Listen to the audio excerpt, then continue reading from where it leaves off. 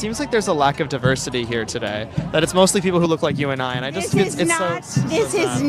is not for black people, for people of color to get out on the street. They're at risk when they do that. If anybody's going to get arrested here, it's going to be a black person. It is not safe for them, and they don't need to participate.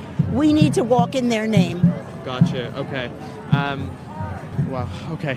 What do you think about voter ID? Do you think it's racist? It's 100% a tactic to control the population and prevent people from voting, so that the only votes so that the gerrymandering can work, so that white voters can vote in white Christian males. Have you been voting blue most of your life? I voted blue in the womb. Wonderful. Yeah. If you had to vote for a Republican, J.D. Vance or Rubio, which one would you pick if you had to? Yeah. I would slit my throat. Ooh. Yeah. Really? Yeah. Yeah. That is exactly the type of people that we are up against. And we've got even worse that we will be discussing tonight. This is a pretty heavy show. Good evening, ladies and gentlemen, and welcome to our 49th episode. 49 episodes of Apostate Radio, and it's been quite a ride so far. I am Isaiah Carter, coming to you from the burbs of New York City, and of course, right here with my guy Nino, who looks like he has trimmed that lovely beard of his. What's going on, man? Thank you. Yeah, maybe a couple days ago, maybe. I don't know. Oh. Maybe a week ago. But I'm always going around. I'm always usually going around the borders. Keep it tight, shaped up. Oh, nice. I could never grow a beard like you. Could never. Yeah, it looks like you got a beard. What are you talking about? Like you got a nice, like a thick 5 o'clock shadow. This is, well, it is. I mean, listen, when I grew a beard, I look like Uncle Phil. God rest his soul, James Avery. I look like rest in peace, Uncle Phil. Rest in peace to James Avery. But Avery. I look like Uncle Phil. I got the pictures to prove it. You know, somebody a few years ago tried to make me feel better and said, like, you look like Kenya Barris. Like, who the fuck is Kenya Barris? Anyways, yeah. That's it. That's basically what I've been dealing with. So no, I'm going to take my time with the whole beard thing, but you got it on lock, brother. So thank you. Real quick, well, let me just get down to it. Follow us as always, Isaiah L. Carter or at Nino Chavez X. We are grateful to have every single one of you here with us tonight. You can follow us at Apostate Radio NY. That's our show page. All of our show announcements are there. If you want to support the show and you want to buy us some coffee, because it takes a lot of coffee and some other stuff to keep this show going, buymeacoffee.com/apostate radio. We don't really mean coffees, guys. We want somebody to give us some money for doing this. That's what we're asking for. Please. It's not actually coffee. I think somebody last week was like, I'll give you money. I'm not buying you coffee. It's like it's not just going to coffee, you dumb motherfucker. Exactly. Like, come on. Like, this takes a lot of time and a lot of money, and yes, a lot of coffee to do this show. But we definitely appreciate your assistance. I'm going to Colorado actually for a top secret project. I cannot talk about it just yet. But we will be working. We'll be working. I'm going to Denver, Colorado, April 10th through the 12th. So we will not be having a show on the 12th of April. But we appreciate everything. Like you send us a little something so that we can, at least get us a few sandwiches while we're out there, because we're going to be doing a lot of work, doing a whole lot of work. Let's see, before we get to our guest, thank you, user Bin Band. We appreciate you coming in. My boy Lockjaw 45, let's go. Absolutely. This guy, this is your boy. That's a shake. Yeah, exactly. It's my fault, Shake. It's my fault. MTM Cass is looking forward to meeting Stu. Yes, and we've had guys from the Manhattan Institute before, and they've been fantastic. Though some of you might remember our conversation with Jesse Arm. Shout to the big man. LJ 8940 says the Rockies are gorgeous. I'm looking forward. I got a friend of mine who lives out in Utah now. He's always like taking pictures of the Rocky Mountains out there. It's fantastic. Anyways, let's get to it. Busy night. Oh, what? Oh, come on. You should look up. Isn't Erin out there? Erin, yeah, Erin Lee. Erin Lee's out there. Maybe Erin Lee and Dr. Morell. Dr. Morell. Yeah, I talked to him. About let him know that we were coming. That I was maybe coming. Maybe you guys should go get some lunch with them or something. I'd love to. I'd like to go out there and see him. Yeah, don't ice ain't coming for me, bro. I'm a heritage American, bro. I've been here for a long time, bro. whatever hell that means. I had family that fought in the Civil War, bro, for the Union. Hey, there you go. Oh, right. And Joker, my man. Good to see you, bro. Welcome in.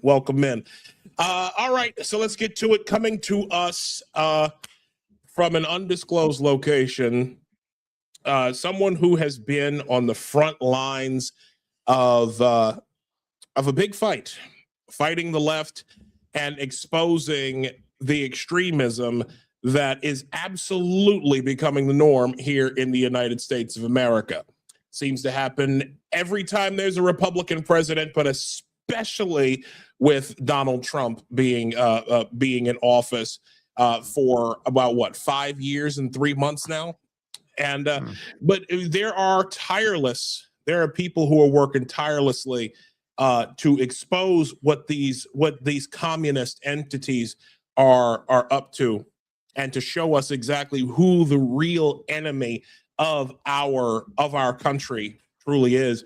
And one of them is here with us today, tonight rather. Ladies and gentlemen, Mr. Stu Smith of the Manhattan Institute. Greetings, good evening. What's going on, brother? How are you? I'm well. How is everybody? We're great now. We are doing quite well, man. Very excited to have you, Stu. Thank you. We are, man. Real quick, Joker says he says I need some ice. My drinks are getting warm. And to answer this question, yes, please do. Anywho, since he says I am too blessed to bitch, Stu. There we go. Indeed. So Stu, since this is your first time on the show, and we have a little tradition here where we allow our guests to introduce themselves to our audience to let people know who you are and what you're about. So, my friend, please take it away. So, Stu Smith, I write for City Journal, which is a publication of the Manhattan Institute, and I am very active on Twitter. So a lot of what I do is I sit in on all these crazy movement calls where the far left meets and talks and discusses, so you don't have to. I comb through all of their videos of conferences and any sort of video content I'm looking at, reading their materials and digesting it to expose all of their crazy ideas or plans they have. So you might be aware of the Cuba flotilla that just happened last week. I had Medea Benjamin talking about that back in December. So that's kind of what I do. So I'm sitting in on all their movement calls. I attend all of their meetings, and I am just like a little mole who's embedded himself in many of their networks undercover. So that's pretty much what I do in a nutshell. And if you read my articles for City Journal, you get lots of awesome quotes. And if you check my Twitter thread, I have all the videos. So like yesterday with No King's Day, I sat in on all their movement calls that night and also the rallies that day. So just kind of a good example of what I'm doing on my end. So that would be my intro. You are definitely doing. Joker said, "You are doing the work of saints because I could never sit through that BS." You are not. Matter of fact, please, for the benefit of our audience, I guess I can open up with that. What is that like? Like to just sit there and listen to these people talk, like actively talk and organize and express how they want to destroy this country and destroy the West in the fires of communism. Like, what is that like to just sit through that? I mean, it's fascinating. You know, I've been in calls with members of the Weather Underground, Hamas, the Houthis, PFLP, Antifa, Stop Cop City people. I mean, it's never a dull moment. And what yeah. Go ahead. I'm sorry. No, you're good. You're good. It's a valid question. And so sometimes it's mind-numbing and boring, but then like you will get like that crazy quote that is the thing that goes viral and draws attention to the issue. So I'm blessed and lucky that people have been receptive to the sort of journalism that I'm doing, and that it really has opened up some people's eyes to how crazy things are. You know, because so much of my stuff is focused on New York City, there are a lot of people who are Democrats who have engaged with it because they feel kind of left behind by where their movement is going, especially with, you know, Mamdani now being mayor. So it's nice that I have a broad audience that is receptive and following and realize, hey, we have a problem here and we need to get this fixed. And so, you know, I feel I'm just happy that this gets to be my job of I get to help protect and save America and draw attention to something that we really don't have a immune response to right now. And we'll get into that as we look at like some of like Azar Nomani's work of like, how is it that there's like $3 billion worth of money that the far left activists have to spend to hurt the country? Yeah, not only do we not have an immune response, Stu, but we seem to have like our own Wuhan lab, or several of them in almost every city in the country called universities that are pumping these people out. And then, of course, you said as you have was it Neville Roy or whatever is his name? Roy Neville Singham, Neville Roy Singham, and George Soros and those kind of people who are funding it. And then probably our tax dollars, right? I imagine our tax dollars are going to these NGOs around the country, which probably funnels back to these different organizations that are filled with leftists and progressives and communists, socialists, and they're laundering our money. It seems like frequently, but I'm sure you can speak more to that. But yeah, it's a big problem, and it's a really big problem when you're training people in universities to sympathize with these ideas and not. Of course, you're not educating them; you're indoctrinating them, and never talking about how much these people know about the horrors of communism that's been tried in so many countries.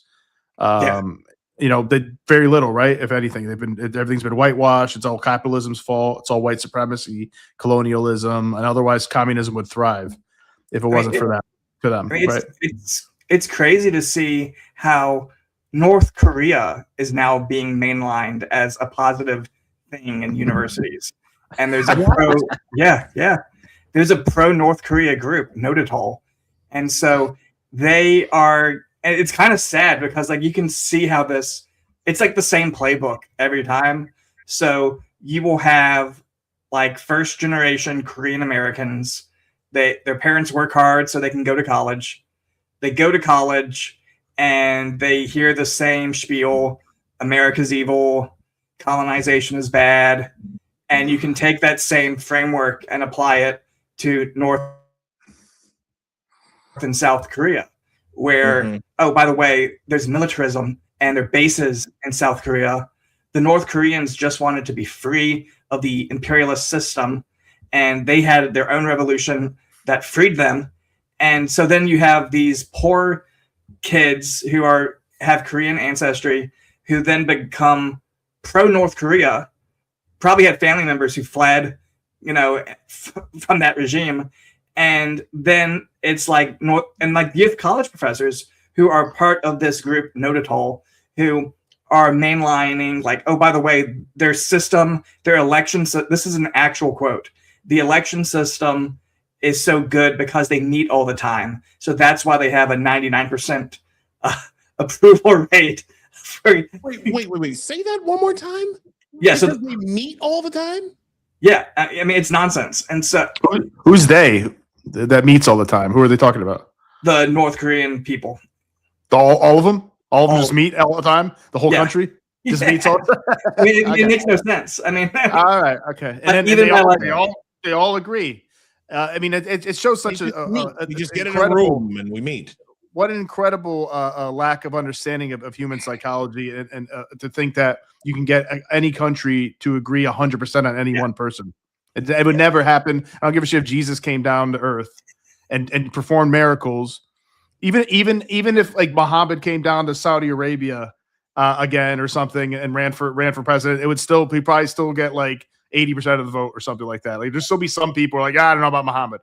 That's just how it is. Like there's no way you get 99% of people voting for anybody. So that's exactly. It's incredible. Never ever gonna happen.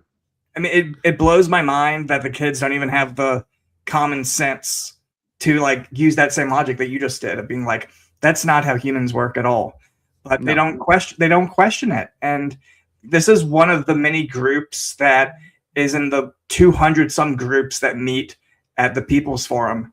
And they have chapters across. There's like a Philly chapter, there's a LA chapter, but this is one of these new groups that you're going to see a lot of in the future. And it's based around this notion that North Korea is a force for good. I mean, it's mind-blowing stuff because like I remember the Team America World Police where you would make fun of that was something that was so easy that you would make fun of North Korea. Hero Hans Bricks. Exactly. Wow. That's it.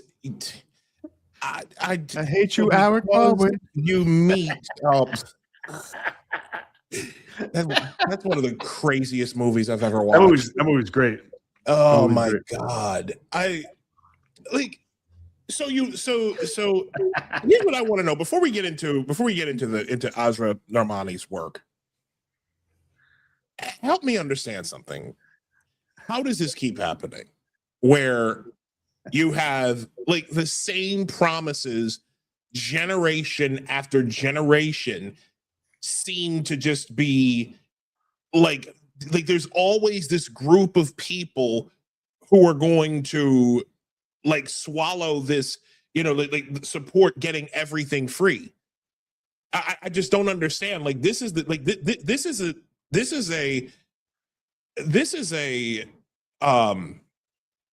ideology, a cult that has been working since the mid 1800s. 100 million people in the 20th century alone are currently in the dirt because of starvation or famine, direct actions.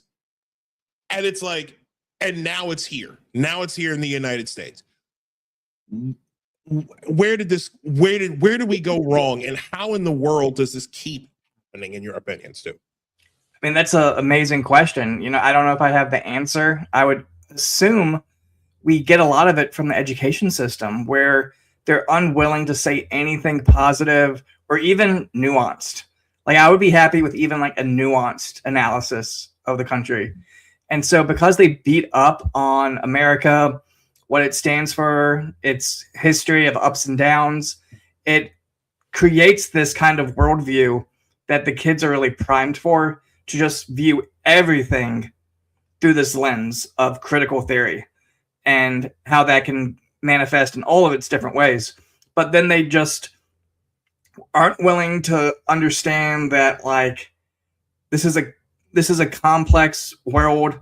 There's suffering everywhere. We're never going to have a utopia, but we can work to have something that is really great and really special. And I think we've seen that. And there's so much of that if you just open your eyes. But they are insistent that every problem in the world is America's fault. And like you can even see this in like the DSA. So like the DSA has like an open borders stance because they feel that America has created all the problems in Latin America, South America, and the world as a whole. And so that's why they feel like it's okay to have, you know, open borders because we've created all of these problems. So that's kind of like how that lens will like manifest in real time. I've had like I remember a few months ago, I was on another show. Shout to the Just the Guys podcast. In fact, Metro Conservative Media. I don't know if you're familiar with those guys, but I was on once with a socialist that operates down in Baltimore, and the question was asked, which socialist country that currently exists now would you want to move to? Because it's like, because if socialism is so good, if socialism is this wonderful and, you know, system that, if it's this wonderful system that we all should be working within to get to this ultimate goal of communism, why why not already go to a place where it's already established? And the answer was essentially, well, America's causing all these problems, so I'm not sure. Like, we need to just go ahead. I think I need to stay here and basically overthrow America. And it's just like, dude, this, like, so in other words, y'all think that you're going to be in charge when all this is over. And that's never been the case. Yeah, but it's just crazy to me how this same shit keeps happening. So let's go ahead and get started with Azra Normani, who's sorry guys, a fire alarm went off in the crib, so I just want to make sure. I was looking around, making sure there's nothing going on. But it looks like we're clear. Okay. All right. Thank God. I was listening the whole time though. That's why I got the remote headphones or whatever you call them. Okay. Cordless. Everybody's good over there? Yeah, everybody's good. Okay. All right. Copy. Thank God. All right. Carry on. All right. So let's do this. Wait a minute. Where am I? Here we go. Okay. So let's pull this up real quick. Azra Normani, shout to this young lady who has basically dropped in the mainstream something that a lot of us have already known was the case, but this being the very first time that something of this scale has been covered in the mainstream and not just, you know, in podcast spheres and places of that nature. We've got an active traditional media source talking about this stuff. Azra Normani writes, I've spent a new power couple of chaos, how a tycoon and activist built a revolutionary base at the House of Singham. Let me see. At the center, let me see. This morning, I've spent a decade in the streets covering the protest industry, not just what people say, but who shows up, how movements form, and what patterns repeat. It changed when I used large language. Let me see. At the center. Wait a minute. At the center, I lost my place. This morning, we are publishing the first of a 5-part series at Fox Digital that started with my reporting on the streets. It changed when I used large language models to analyze years of data, including IRS filings, corporate records, events, and messaging. What emerged, a clear portrait of the system and infrastructure behind the protests. At the center, a transnational network funded by tech tycoon Neville Roy Singham. His wedding to Code Pink co-founder Jody Evans in Jamaica, of all places, in 2017, ushered in a new decade over which this network has been built. I call it the House of Singham. Let me see. In a 172-page study, let me see. In the newly discovered remarks that Neville Roy Singham had, he says he calls the Western view of World War II a quote fascist lie, and frames Western democracy as fascism. He argues that the global order must be reconstructed around China, and praises Xi Jinping and the Communist Party of China's vision for a new world order. He says, let me see, in this 172-page study, it's called the 80th anniversary of the victory of the world anti-fascist war, acknowledging who truly saved human history and restoring historical truth, published under his name. Singham minimizes U.S. sacrifice in World War II, claiming, quote, just 1% of deaths were Anglo-Americans, diminishes the deaths of U.S. and British troops and service members, writing that the Soviets and China really won the war, with 59.8% of socialists dead, 13.1% of colonized peoples dead, only 1% Anglo-Americans dead. So I guess Tuskegee Airmen and all, they were just figments of our fucking imagination.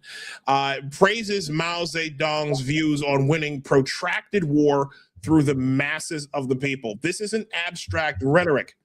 It connects directly to a funding, influence operation, and cognitive warfare we mapped. 5 rings, 2,000 groups, 223 transactions, $591 million moved globally, 278 million of which tied directly to Singham. Useful idiots, man.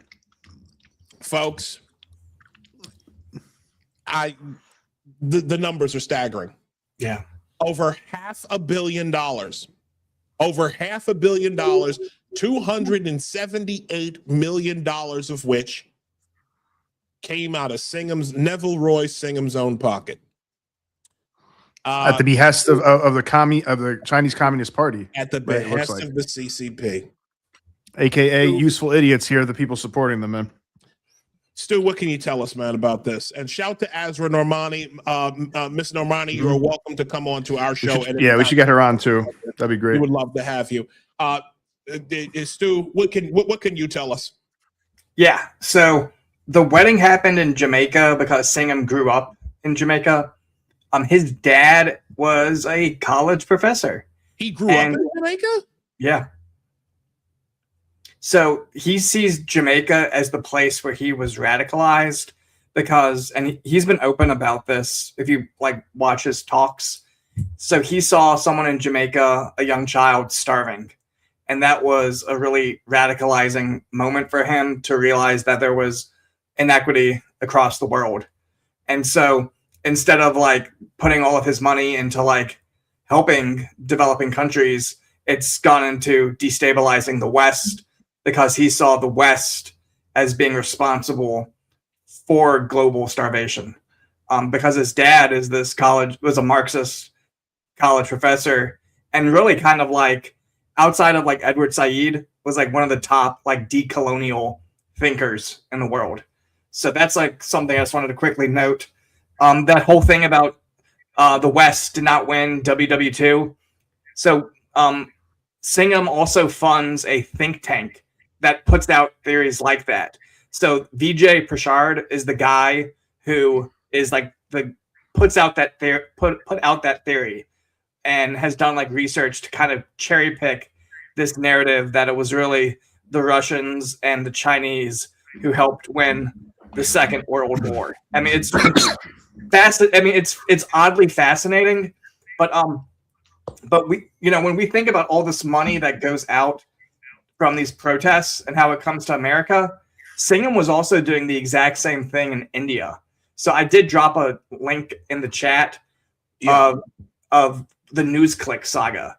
And so that's the kind of crazy thing that happened was, and this is probably the best evidence that we have about Singham, was this treasure trove of emails of correspondence that was going on in India, where they were working behind this. Singham's team in India was actually trying to soften the perception of the CCP after COVID. So they were putting out like news articles saying like, don't blame China for COVID.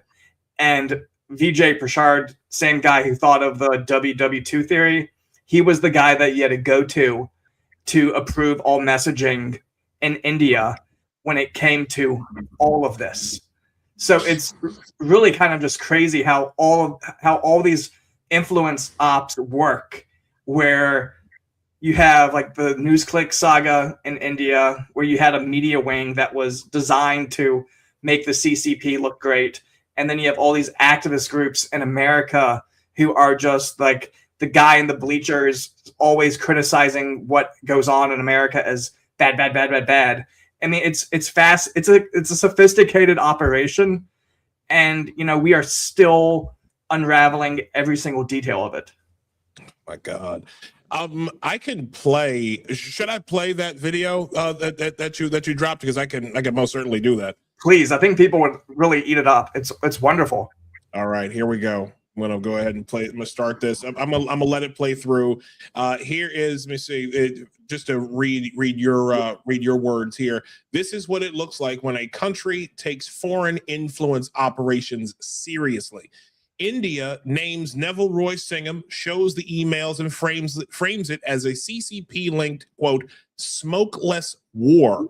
In the U.S., the same ecosystem gets nonprofit status and tax deductions. Here we go. For those who are uninitiated and who missed the massive expose that we did yesterday, Neville Roy Singham essentially is an American businessman.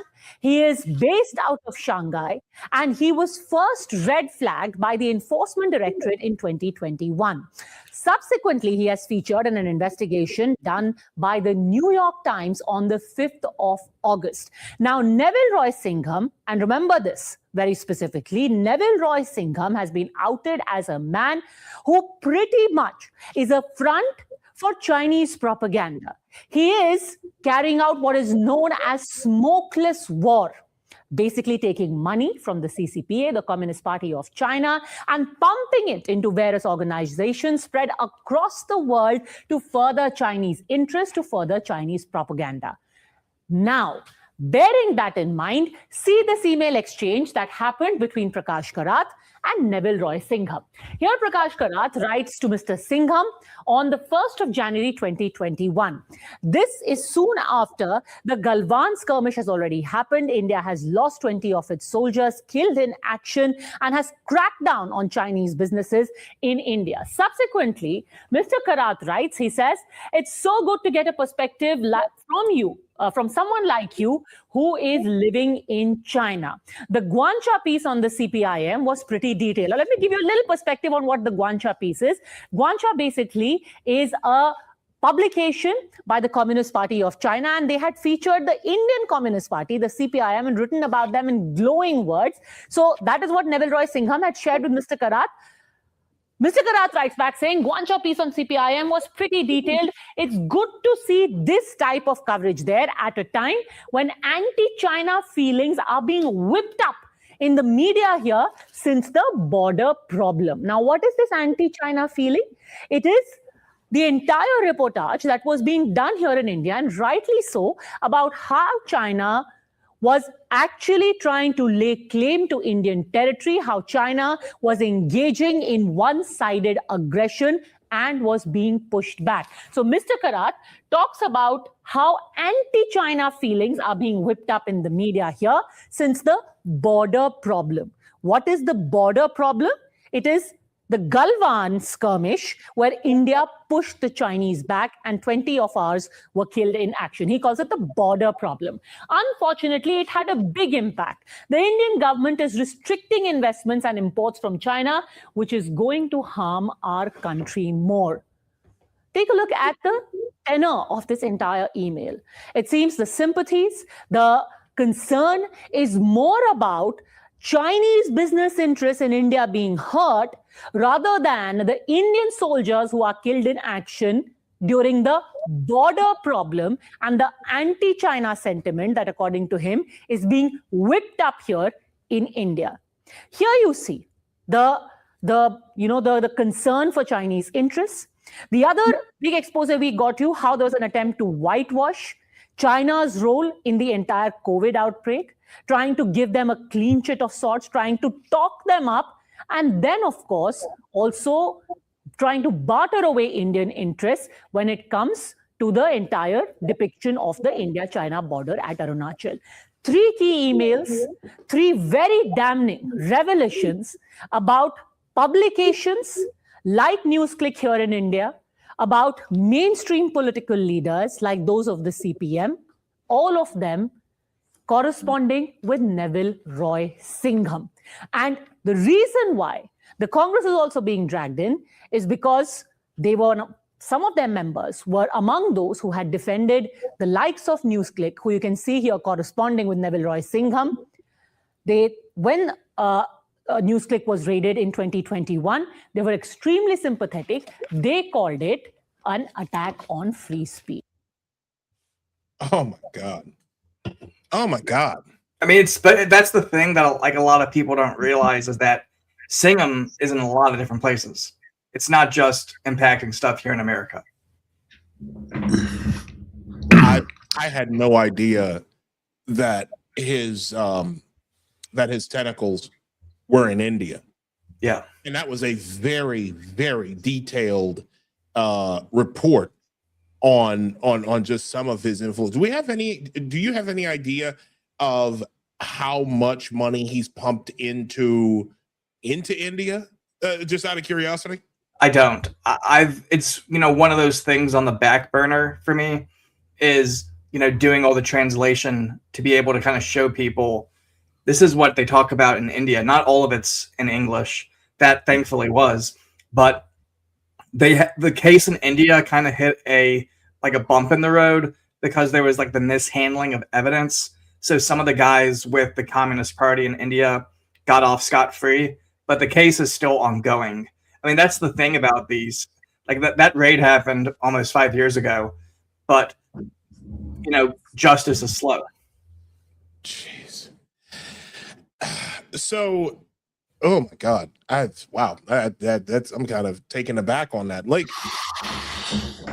Nino, you gotta. I just want to say I'm happy. I'm happy that China's overreaching to a point where they're like messing with India as well, and I'm sure other countries. That's good for us, I think, to get people to like hopefully join forces against them and undermine them as much as possible.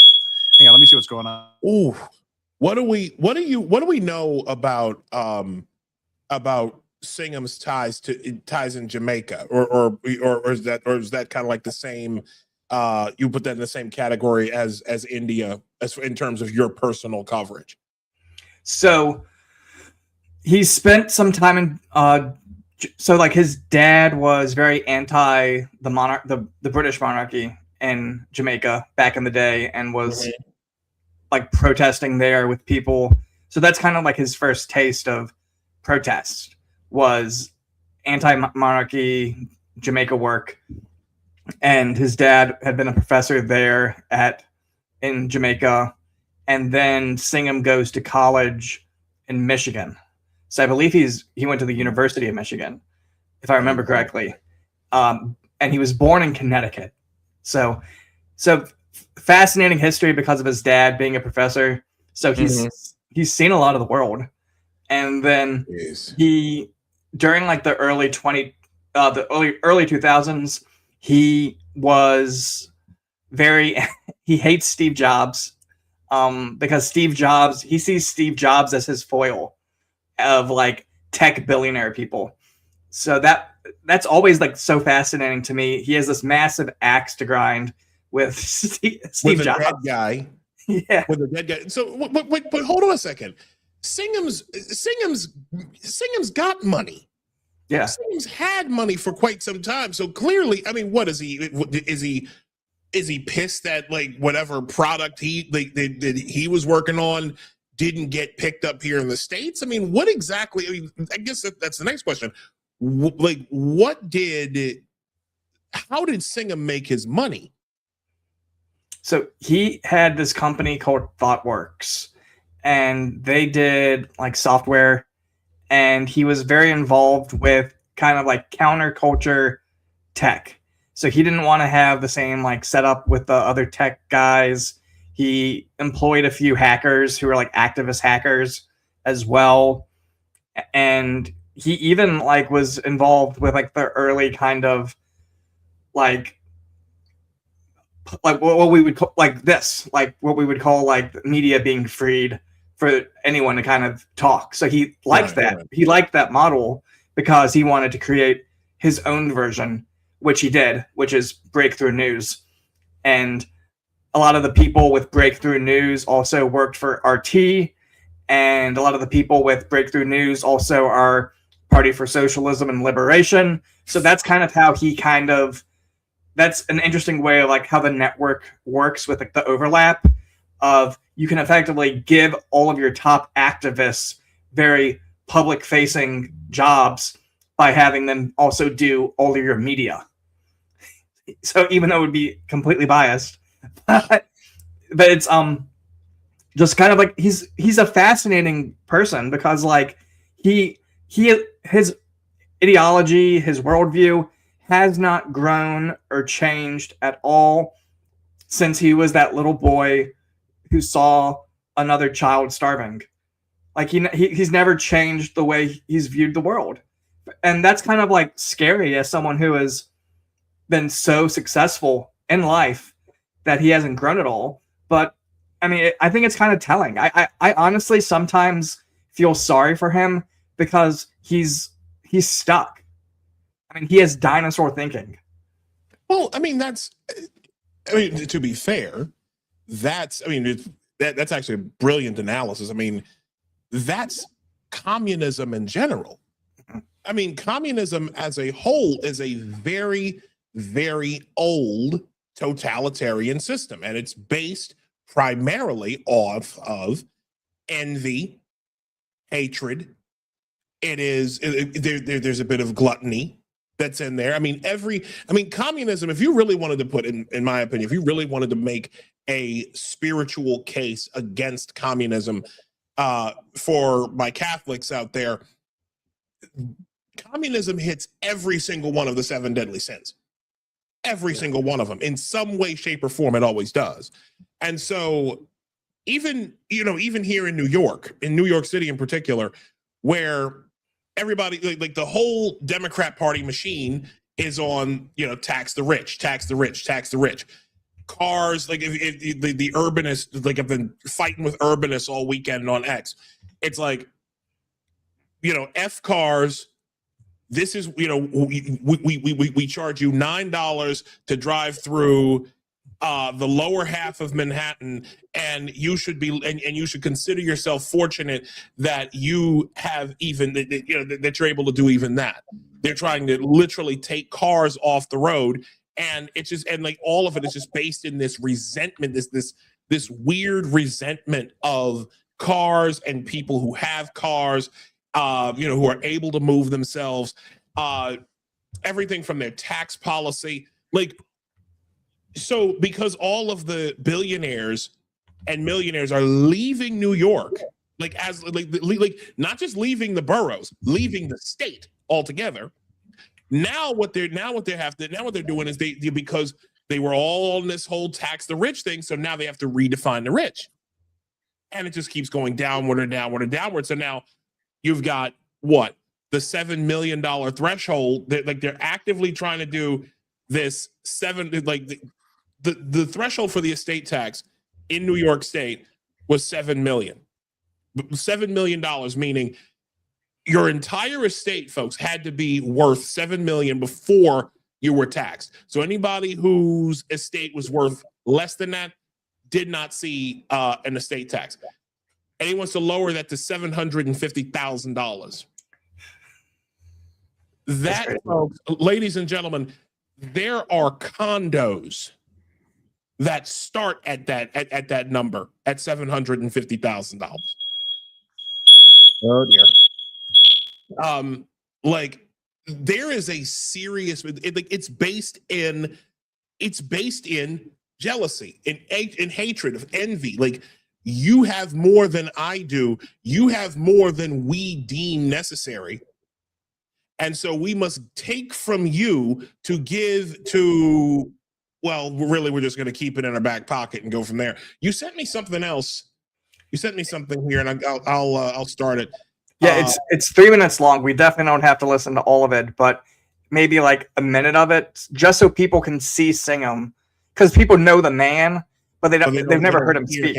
Yeah. Well, we're going to change that tonight. We're going to change that tonight.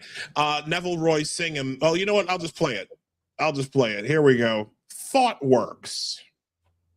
Yeah, this guy looks like he's got a Frantz Fanon kind of affect to him. Here we go. Oops. In the world, perhaps with the exception of Israel. The two most deeply, America is the most deeply racist society in the world, perhaps with the exception of Israel.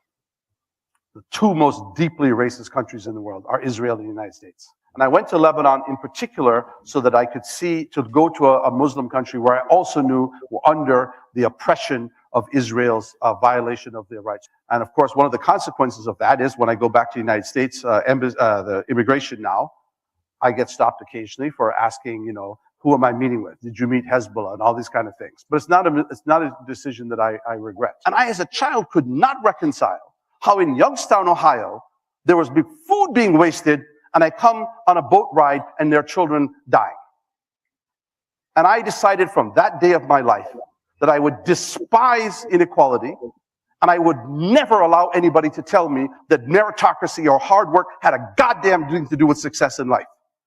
It was clear to me as a child that this absurdity of the middle class argument that hard work and smarts are what makes better people is a vicious lie and is so unfair to every child who's born into this world. My parents had a big choice of what to do. They, of course, were highly offended by the idea of singing, praise to the British. So my father and mother would stand up and start booing and spitting. Now, if you're a young kid and you're watching your parents, doing these things, you're sort of a little embarrassed, because why aren't my parents well behaved? But then my parents said, listen, look at all these black people in the audience. What are these white people sitting up on the stage? Why are you this? So we had, as children, had to make a choice.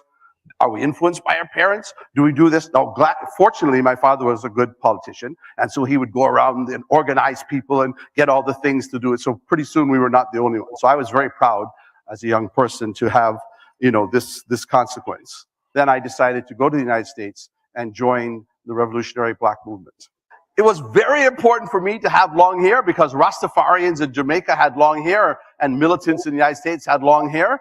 And my hair was already going bald and it was wispy and it was looking weird and straggly, but I had to have long hair. In Jamaica, you had to have very English, and I refused to have my hair cut. My privilege from Ferguson to Brazil, where I got to meet farmers who were seizing land for the poor, to South Africa, where ThoughtWorks is helping the militant trade union NUMSA create software that will organize their members. We sang for 8 hours because they killed 3 of their leaders, to coming to India and meeting, such a wonderful fighting resistance. I know that I only do that because you guys are billable at clients that you saw yesterday. I am acutely aware of my privilege. Only promise I make to you is I try to do my very best with that privilege to represent you everywhere I go as a set of people who are determined to prove that this next generation of young people will not make the choices that my generation made or Sudhir's generation made and turn their back on society because of privilege, careers, and consumerism. You can see, I don't know about you folks. I could see the resentment, the anger, the bitterness radiating off of him in that clip. I mean, he's like a James Bond villain. What's that? He's like a James Bond villain. He is. Seriously. He is. Paul N, who's a good friend of mine, says he looks like a chief demon of hell incarnate in human form, basically a dark incarnation as opposed to the good incarnation. I agree.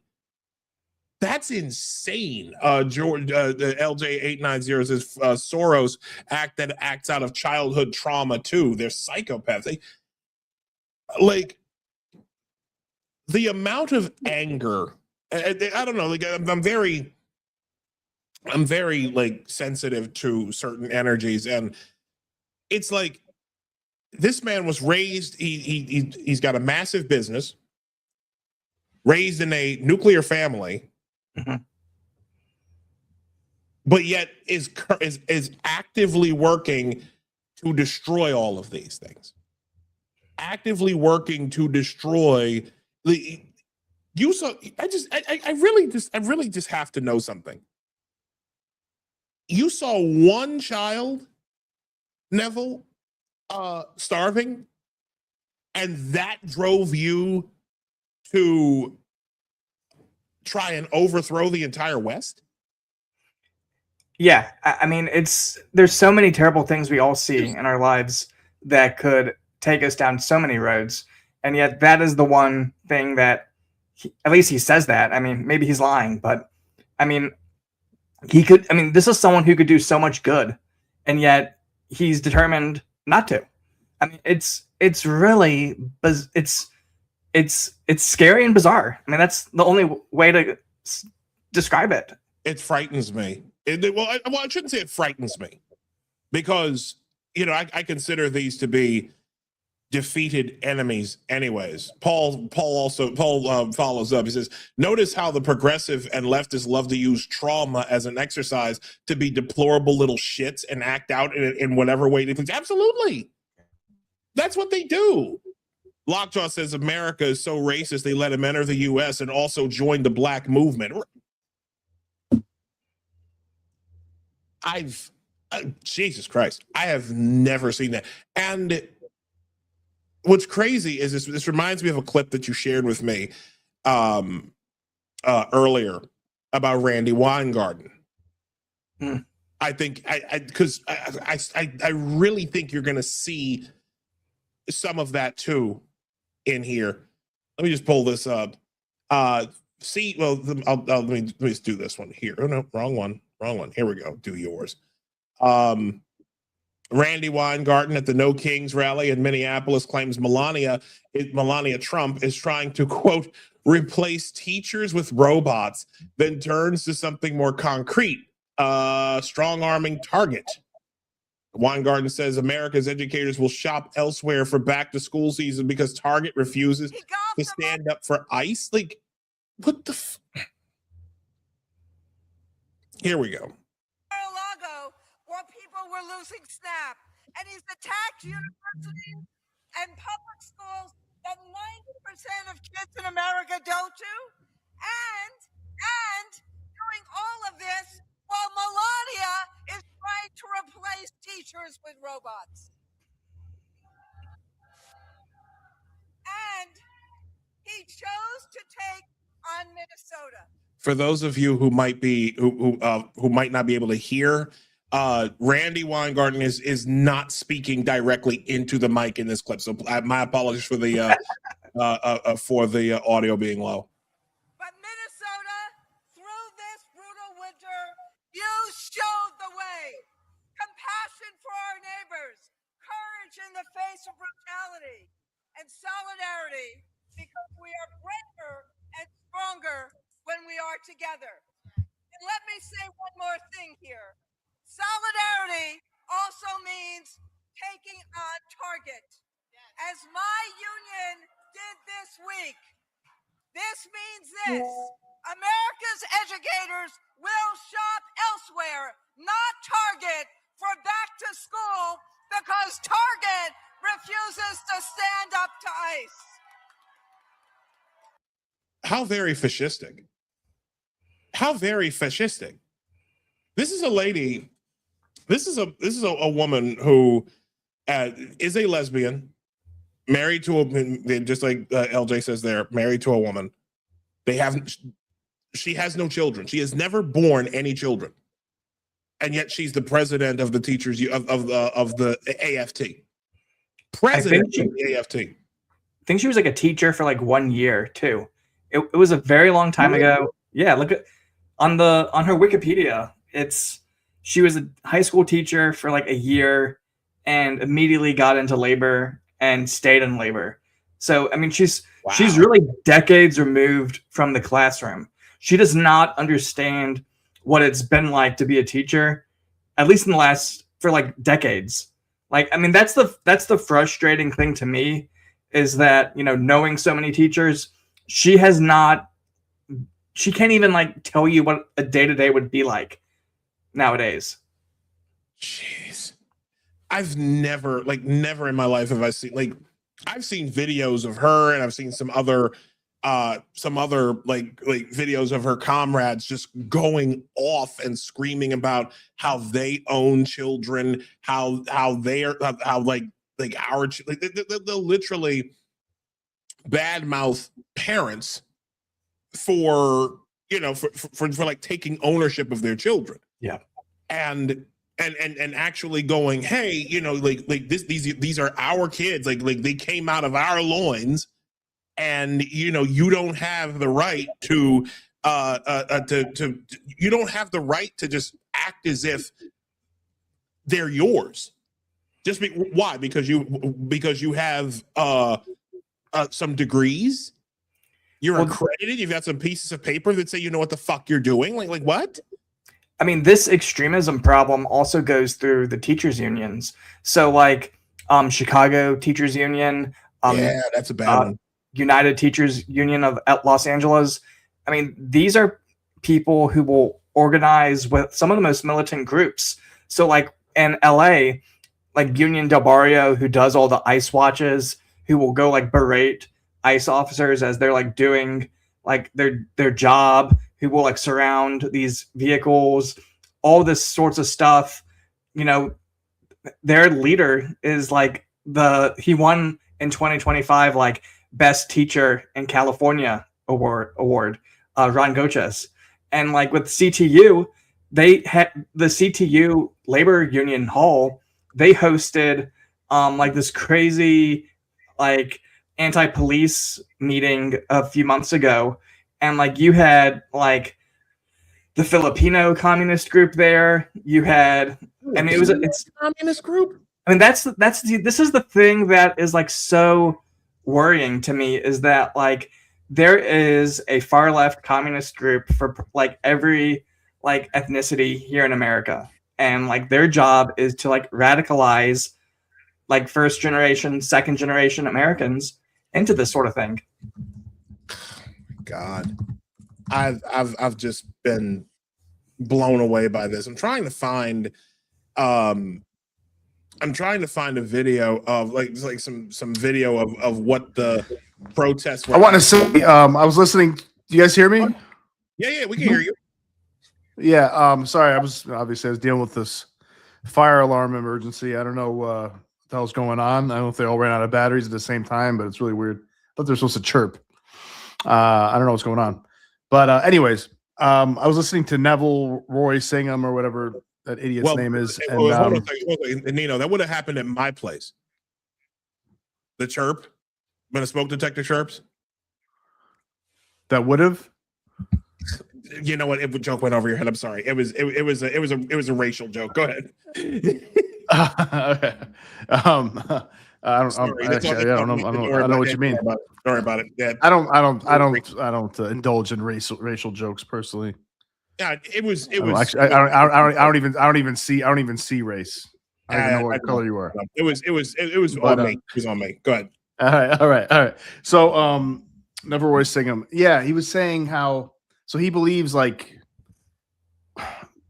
you know, you guys said that he changed his view because he saw some kids starving, and the thing is like, if you like did any kind of research, had any kind of education, you would know that nothing has brought more people out of starvation, famine, hunger, poverty than capitalism, right? Capitalism to create wealth in the West that's brought so many countries in throughout the world out of poverty, out of like nobody's really not that many people starve anymore, and it's partly majorly due to capitalism and technology and the incentives that created.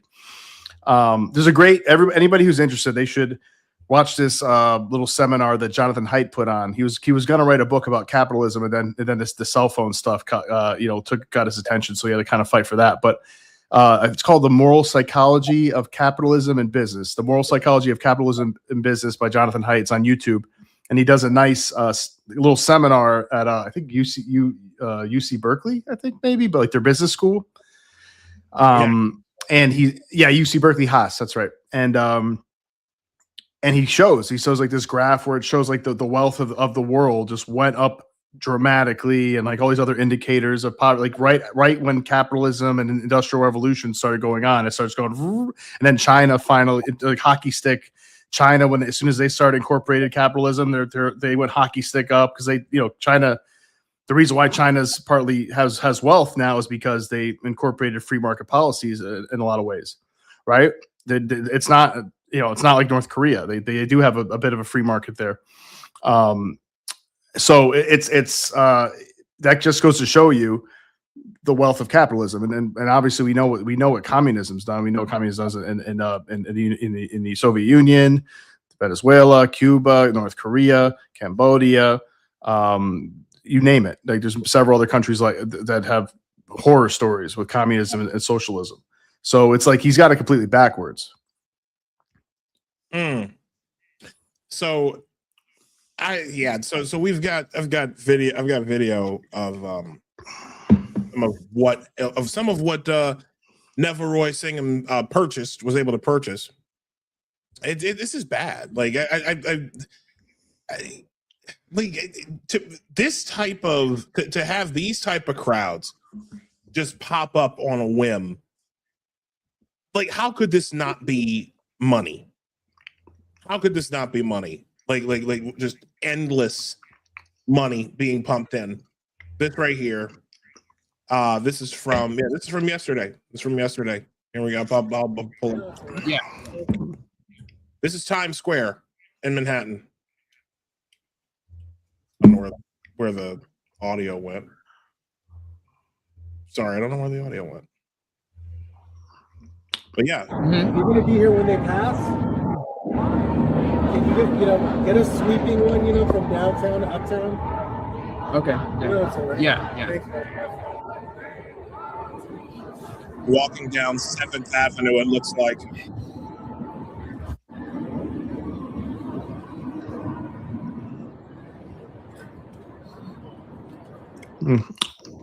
What do they mean to accomplish with these like parades? So that's where they're divided on when you talk to like the broader kind of like leftist coalition. Like inside DSA, they have like a massive debate about whether this is useful or not. So DSA has recently joined the No Kings host committee. So that's like a very recent development where they were accepted on the host committee. And internally within the DSA, they're split on this because they feel like this is just resistance lib. That's their term. Resistance lib. Shenanigans, that this doesn't accomplish anything. Like this is just their day to like scream in the streets, and then they go back to not fighting against capitalism and enabling the system. So that's where they're divided internally, which is interesting because like people in the Answer Coalition and Party for Socialism and Liberation, both Singham, networks pretty much, or Singham operations, they feel like this is an opportunity to be a gateway to get people into more extreme activism. So the DSA is split on this. It's really kind of an interesting thing. So there's like debate about this pan left on like, is this useful? Should we be involved with this or not? And it's kind of interesting to see it play out. It's kind of, I'll tell you what's interesting. Like, I mean, I don't know if you might remember if there's like these big giant, demonstrations and No Kings Parade type things. Was that going on during like the Biden administration? Like with those kind of numbers? I don't remember. No. There was no need. There was no need. It is interesting that like it doesn't seem like conservatives do this very much, or libertarians, but they still will win elections. So it's like I don't know. I mean, again, like I know that you said that their reasoning was partly to get more people involved, and I'm sure that happens. I'm sure there's people get excited because they have no friends and they're like out there like, oh wow, finally something that gives my life meaning and stuff like that. But but it's still like, I'm thinking about it in a political way, and it's like, all right, wow, they're showing, look at all this groundswell and this massive protest against Trump and Republicans and Republican policy. So they're going to be a landslide in 20, it probably will be a lot of Democrats winning in the midterms, but it's going to be, the idea is like, okay, it's going to be a landslide in 2028 or whatever for the Democrat, presidential candidate. And we'll see about that. I'm not so sure about that. I hope not. But it's like, yeah, to my point, it's like, what does this do besides, I'm sure it can recruit people, but is it worth the money? Is it, it's probably I'm sure it costs quite a lot of money to just make all those signs and so a lot of those people are paid protesters, surely. And everything else that needs to be done, and bringing in cinder blocks so you can throw them at cops and all that stuff, like I'm sure that's part of the pricing. So it's like, I mean, a lot of things the left does is very masturbatory anyways, and just empty gestures. Yeah. Like that's all the way down. It's empty gestures that usually make things worse for whoever they're trying to help or pretending to help. A lot of theater kid energy. Yeah, exactly. Yeah. Yes. Theater kid bullshit. Jason Anderson, my guy. Hey, Jason, what's up, brother? Yeah, man. One of the larger networks involved in No Kings is the Arabella Advisors Network. It was stood up in 2016 to just oppose Trump on everything he does. That's basically it. And like you said, like 278 million. Think of this, folks. Almost $600 million. Might as well just call it $600 million. Was spent between five hubs and a bunch of different networks. Yeah. This money. Go ahead, dude. Oh yeah. Jason just mentioned Arabella. So Arabella, they were financing some of the anti-ICE organizing. So one of my coworkers, Christina Buttons, she was in those signal chats for Minneapolis, and the people who were hosting these trainings on ICE Watch were financed by Arabella at the end of the day. So just like a recent thing that they've done that people might not have connected the dots on. Oh my God. There's so much money involved. I do want to ask this because we're going to get to some other. Is he? Well, so I don't know if you answered this already, real quick. Is this Neville Singham? Does he live here, or does he have any in America, or does he have any like property or anything? Property? Does he visit here? Because I mean, like this guy is like clearly, trying to subvert us and at the behest again of the CCP. It's like I feel like there should be laws against that. There should be some like people putting him and having consequences for that. I mean, it's a fantastic question. He spends most of his time in China, but his wife seems to be very active here in America. Jody Evans with Code Pink. So I don't know how often they even see each other on like a day-to-day basis. I imagine not too often. I mean, she just like the past month, she was in Venezuela, she was in Cuba, and then she was protesting in DC. So like, when did he see her? So I imagine they have like a townhouse in DC that she can like be based out of some part of the year. But I mean, that is a fantastic question of which properties, like if you look at the map of like the liberation centers, so the Party for Socialism and Liberation have these liberation centers, and there's probably one near you. So if you're watching this right now, pull up Instagram, type in your city liberation center, and you will find a list of these PSL centers. And like, I don't say where I am, but like there's one within like 200 miles of me. So they're all over the nation. Oh my God, it's true. Yeah. So that's one of those things where it's just like, it would be very interesting to know, does he own those? Because that's a lot of money to do just renting these liberation centers, and they will get involved with all manner of like local activism as well. So like in Philadelphia, they recently hosted this crazy not a webinar, actual in-person seminar.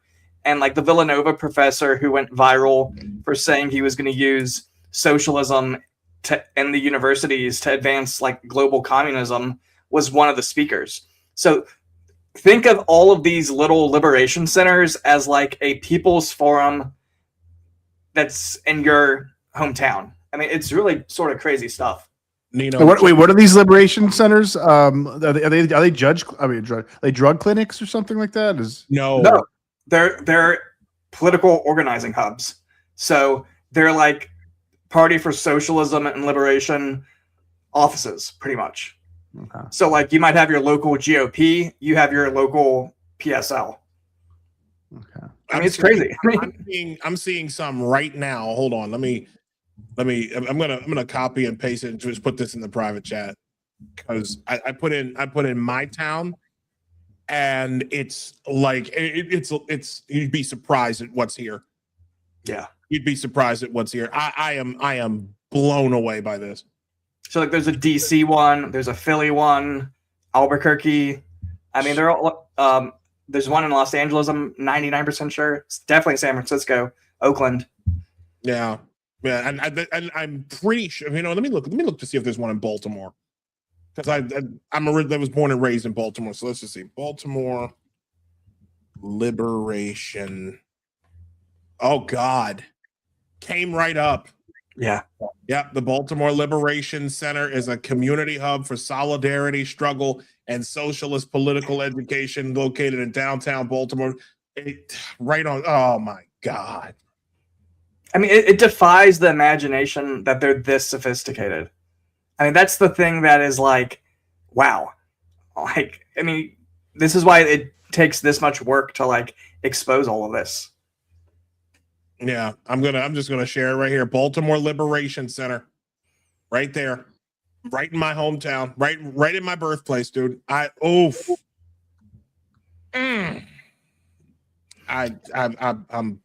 hurting. I'm blown away by this. And this is how nasty it gets. I was on a PSL call, and it was targeted at high school kids to get them to walk out for ICE, or against ICE. And so what it was you had these PSL adults who were in contact with the kids, high school kids, and like below 18. And the instructions were, you're going to make a student union. So it's a nondescript club, but it's really the PSL club at the high school. Jesus Christ. And so they have like a recent college graduate to be like the young face of the PSL. And then they have like an older person who's like off camera, who's then coaching everyone. I mean, it's really nefarious stuff. I mean, it is so nasty. So They love going after kids, man. Yeah, I mean, it's terrible. With the socialism, the gender ideology, the critical race theory, they love going after children and teens because, they're the only ones that are naive enough and inexperienced enough and angsty enough to believe they're bullshit and fall for it. Yeah. I have so this is what ends up happening. So that's and the mentally ill too. They go after. Yeah, the mentally ill. So in this same gathering in Times Square last week. Oh no, I'm sorry, yesterday. You had this going on. Revolution. There is only one solution. Communist revolution. Communist revolution. There is only one solution. There is only one solution. Communist revolution. Communism is gonna win, baby.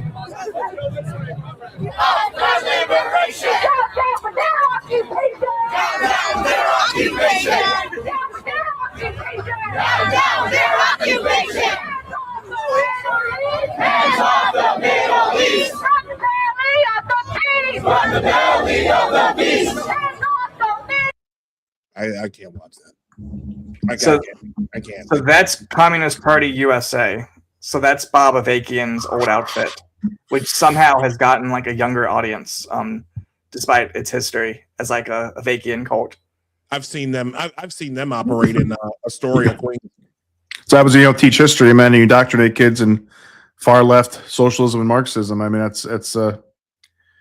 then you could just easily recruit more and more people. We never been indoctrinating people more than now. Yeah. And far left ideology. I mean, that's for sure. And it's weird how like they have like social media personality people. So like Comrade Kiara is like a CP USA like Barbie, pretty much. It's just so weird. But they actually have a elected candidate now. So the Ithaca City Council has a young woman who is DSA and CP USA on the city council. And so her whole shtick is that she's working on affordability and tenants' rights in Ithaca, so the Cornell students can have like better rent prices, which is if you think about it, like a good organizing thing to get like the college kids to like change their registration and then flood this local election. And who wouldn't want lower rent? Yeah. Who wouldn't want free rent? Like if you listen to some of the people like in New York City, if you listen to some of them, we're talking about people who at one point, like during COVID, had not paid rent in years. I'm talking about like since 2020, they hadn't paid rent. Like even once the government started saying, "Oh yeah, you can take rent again from people," like they had 5 and 6 figure, 5 and 6 figures in back rent. Yeah. It's like, and then they were, and like those were the ones, like I said, your laptop class. They're mostly white. They're all like college educated for the most part, and they're sitting on all this rent, and they're like, well, we want rent to be free. It's like, what are you gonna do? Landlords are like racist capitalists, anyways. So yeah, exactly. They don't need the money. Oh. They don't need the money. Oh God! Yeah. This is just heavy. So let's talk Cuba for a sec, because I know that a lot of this. Obviously, you had the situation where, for the life of me, I don't know how these LARPers went down there and did not get the shit beat out of them by the people. I really don't understand why that happened, because basically what they did was they went pro watching. Yeah, they went on a safari to watch the proletariat and all the people that have been victimized openly by the Cuban by the corpse of Castro's regime. Let's be very clear about this, folks. Castro's regime is dead. This guy, Canel, or whatever his name is, this guy is barely a placeholder. Okay? Fidel died, I forget when. I know he died. I think he died like in 2019, 2018 or something like that. 2018 or something, maybe. Yeah. Okay. Raul Castro, his brother, is in his 90s. So what exactly is happening here? No, this guy Canel is a placeholder, and this is why the Cuban regime is the weakest it's ever been. So I just don't understand. Maybe you can shed some light on this. Why did those? Because I know Hassan Piker was part of that. Jody Evans was part of that. Why did that happen? And what were some of the motivations behind that? So back at the end of 2025, Medea went to Cuba with like 500 pounds of lentils. This is super weird. Medea, like Medea the Tyler Perry. No, that would make a good movie though. Medea goes to Cuba. About 3. Well, no. That Medea is about what? I guess if you stack like 3 Medea Benjamins on top of each other, like they'd be about the same height. Yeah. Or something like that. You know, because with Medea Benjamin's this little fucking thing running around the halls of the Senate, pissing Josh Hawley off. Oh my god, it's hilarious to watch them go at it. Anyway, so what did Medea do? He went to Cuba and did what now, Stu? I'm sorry. Yeah, she brought 500 pounds of lentils. So that's how that was. All right, that's it's so weird. I guess it's something. But she had kind of, I think she was in love with the idea of the Gaza flotilla. That she really loved the idea that these boats would try to sail into Gaza, and she wanted to do that with Cuba. And she was open about that. She discussed it with Vijay Prashad at the end of 2025.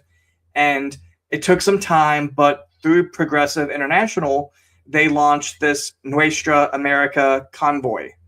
And Nuestra America comes from an 1891 essay by a Cuban nationalist.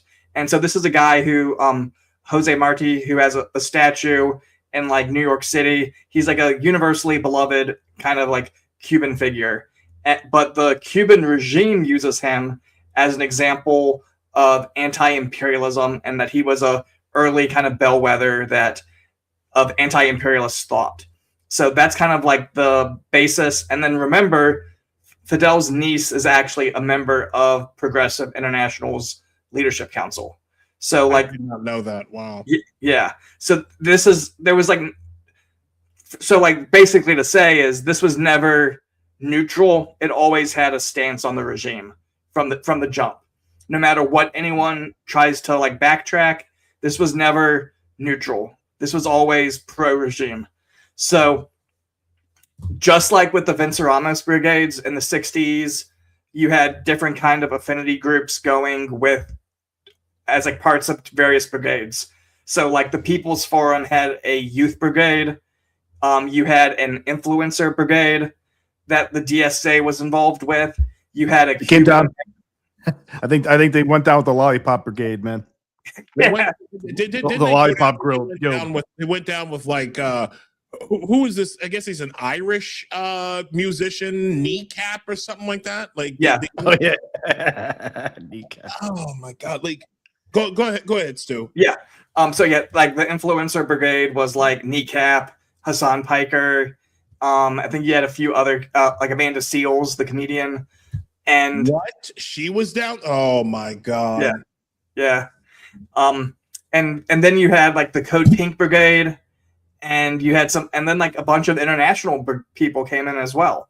So it was I think around like 150 Americans, and then you had about like maybe like 800 some like international groups or international people as well. So Ilhan Omar's daughter was there as part of the People's Forum's Youth Brigade. So they got there early, and they did like an intensive at the MLK Centro, and they stayed there. So that's kind of like the go-to hub for like young radicals. And it's just like a very fascinating kind of like look at how Cuba operates as a training ground. It's kind of like going to college for radicals. Like once you go to Cuba, like you typically get initiated into like more extreme activism, and you're expected to come back from Cuba and be very involved with things. And you've seen this for decades across all kind of different movement groups. So like a good example of this is the founder of Armed Queers Salt Lake City, which was getting investigated by the FBI post the Charlie Kirk assassination. Their founder was in Cuba in 2025. So it's very just kind of just crazy how like if you want to track someone, if you like it's good money. Like if you were to bet, is this person going to be a problem? And you've seen that they've been to Cuba, it's like a guarantee that they're going to be a headache for the next few decades. So like you hear that, Cash Patel? Yeah, I hope Cash is listening. So like Calla Walsh is an example of that. Manolo. Yeah. I've seen her. Yeah. Like Calla Walsh is scary. That's like Uber Kaylee. I got it. That's an Uber Kaylee. Like that's somebody like when she needs her pad thai delivered by some prole on an e-bike. Like you better have that shit. You know what I mean, yeah, she's something else. But Manolo, like Manolo de los Santos of the People's Forum was like in Cuba at like age 16 as well. So like the younger you go to Cuba, going to Cuba, it's like a very like big indicator that like you are a problem.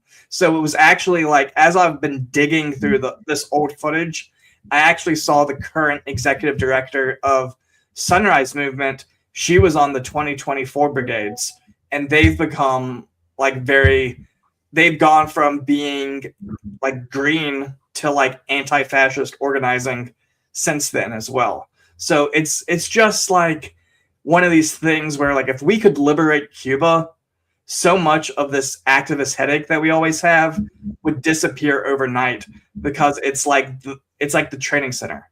Like if we just took it out, it would make everyone's life easier.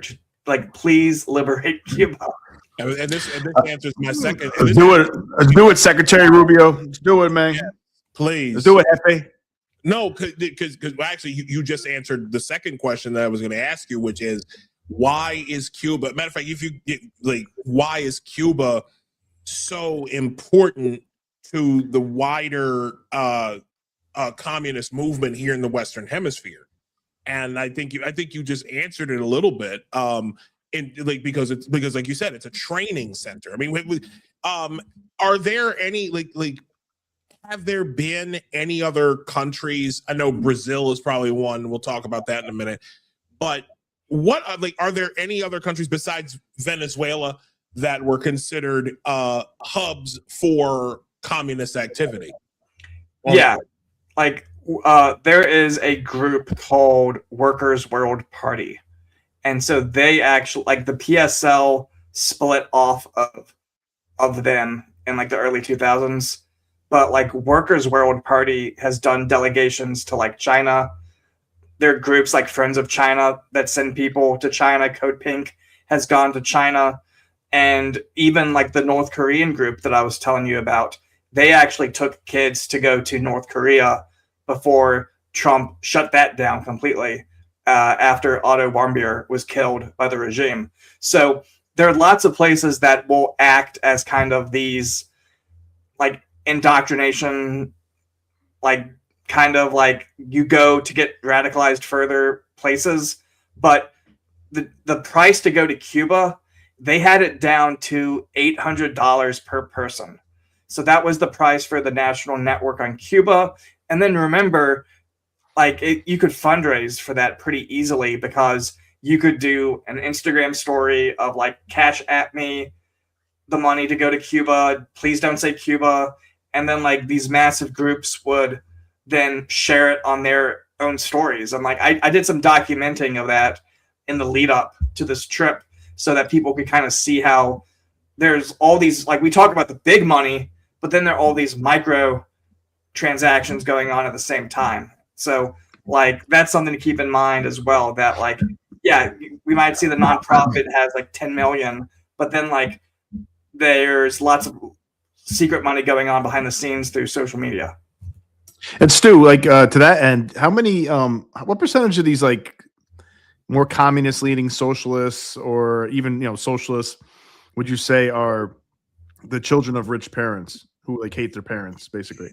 Because they probably have some money. They have probably a good amount of money to be. They got to spend. Like they could ask their daddy for some money. They might have a trust fund.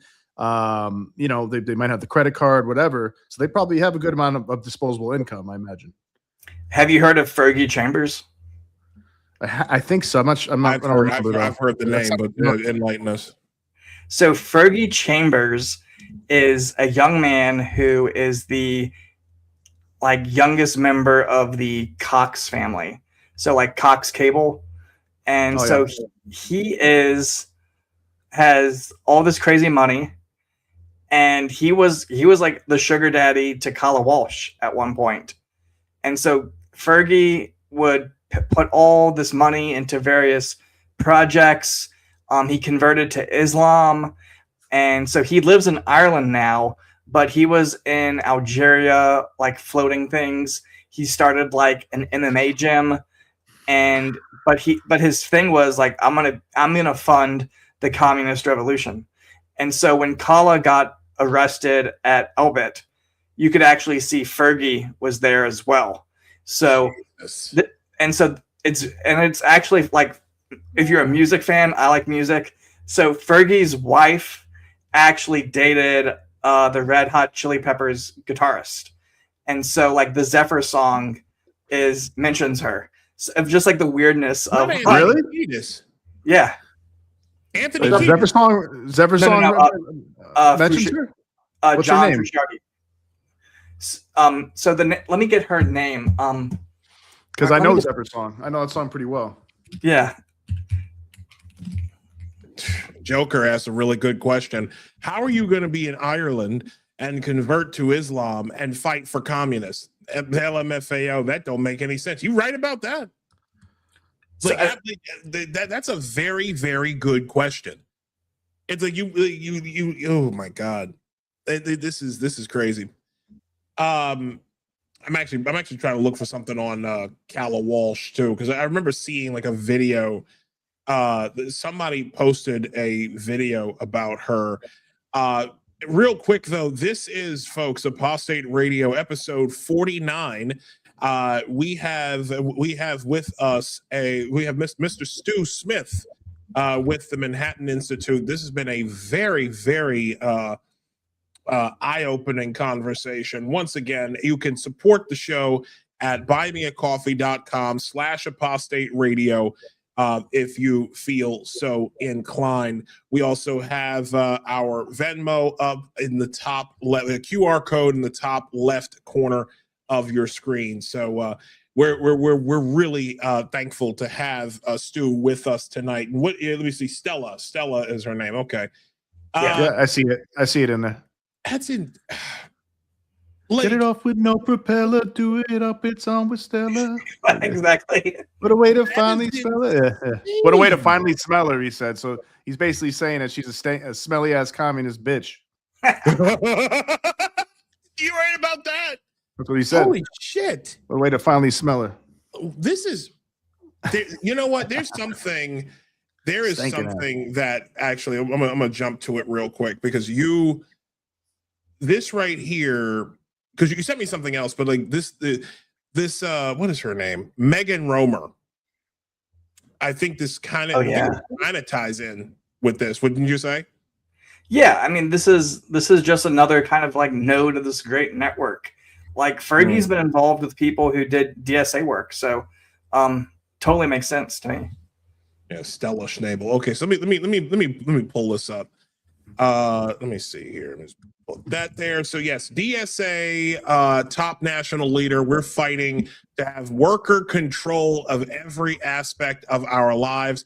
There's no democracy in the Democratic Party. Oh boy. So here we go. She's on a panel with a bunch of fucking losers. Like weird, like, oh my God, they all look crazy. Here we go. Well, we're not fighting for a kinder, gentler capitalism. We're not fighting to soften the edges. We're fighting to have more control of every aspect of our lives, of our housing, of our workplace, of our communities. Yeah, I mean, the big frustration, I think, and an extremely reasonable frustration that people have with the Democratic Party is you can't really set the tone of how things are run. You can't set policy. There's no democracy in the Democratic Party. What the decisions that are made by a handful of large donors and patronage networks. Hold on a second. You know that old statement about how every accusation is a confession? Yes. Like, that's what this is. I mean, granted, I have no love for the Democrat Party. I don't. Like, the Democrat Party are a bunch of geriatric losers at this point who honestly have been taken over. I mean, you had Victor Davis Hanson saying a couple days ago that the Democratic Party, as it existed back in the 1990s just doesn't exist anymore. Yeah. So and here we are with these fucking commies, like literally financed by a handful of massive billionaire donors. We're talking about a bunch of fucking Marxists with plenty of Friedrich Engels in tow. And they have the audacity to say that. Like, it's fucking laughable. Let me keep going here. And for a regular person, that's extremely discouraging, right? Like, these are supposed to be our fighters, and I can't even participate. I can't even move anything. So what DSA does is real democracy on the ground. The way we make our decisions, the way we organize, we do it democratically. What campaigns we decide to fight, where we decide to show up to organize, those decisions are made collectively and with a bunch of people. And we are explicitly socialist. We're not shy about it. We're not the Democrats who are like, no, we're not. Right. Stop calling us that.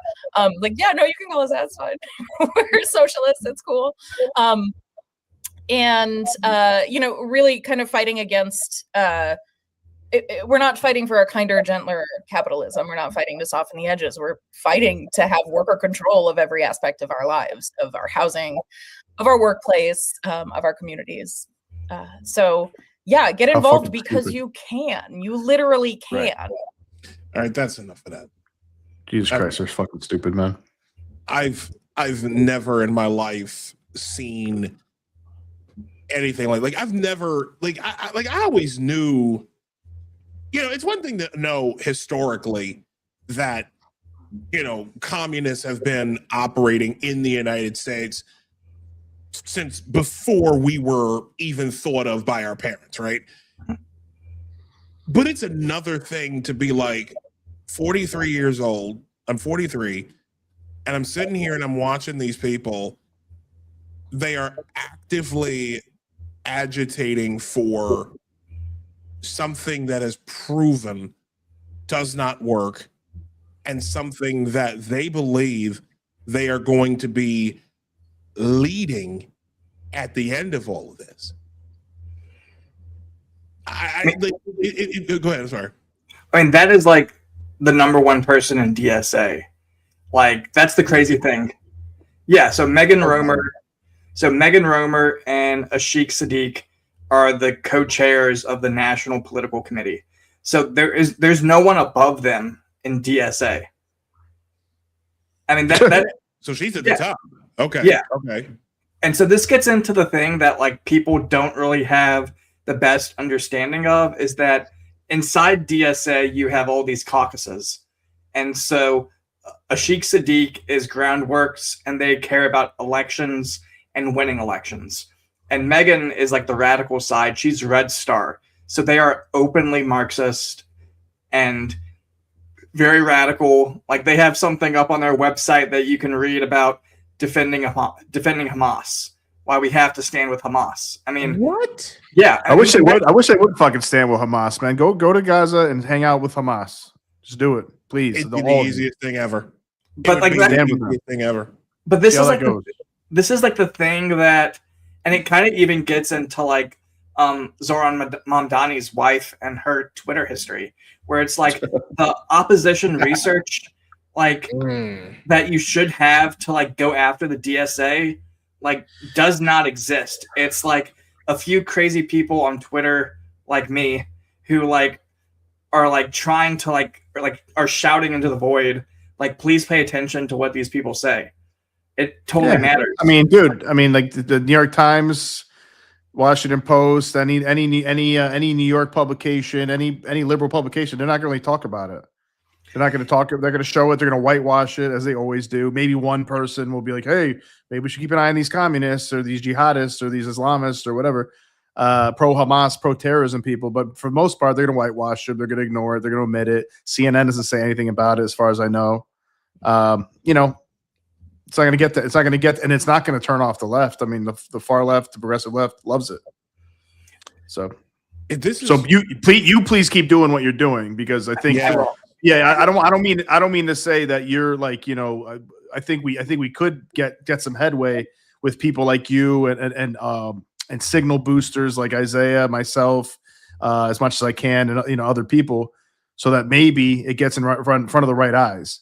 Because conservatives know better, moderates should know better, libertarians probably usually know better, but Democrats don't know. Democrats don't know about this shit for the most part. They don't know. That's not going to get into their echo chamber without people like you putting this out there potentially. See, I disagree with that. I think I firmly believe that the party leadership, I'm talking from Chuck Schumer, Hakeem Jeffries, and Ken, and whatever that white guy's name, Ken, whatever his last name is, the one who's the current chair of the DNC, the Democratic National Committee. I am convinced. Ken something. It's Ken. Whatever. Fuck him. Who cares? But anyways, but I want to make sure I get the name right. Yeah. I am convinced that these people are all aware. I agree. I mean the voters. No, I think you're right. I think they're plugged in. They're plugged in. They got their their political wonks on their staff that probably know exactly what's going on. Well, maybe not sometimes, but because it's the media that they're taking in. But I'm sure the Democrats, actual Democrat politicians, usually know, and they're like, yeah, they're crazy, they're crazy socialists, but and some of them are crazy socialists themselves. But they're like, that's fine, we can use them. I mean, especially here in New York. But the voters, most voters probably don't know about them unless they're like far left people and they like it. Yeah, I mean, and though I will say this, that is changing. One thing I will give, because I used to be a Democrat, Stu. I used to, I voted for Obama twice, and then I voted for Hillary Clinton, and even voted and voted for Biden also. I am directly responsible for all of the bullshit that's going on, so I apologize. It's your fault. It's all my fault. It's all my You're an asshole. I know. But I will say this.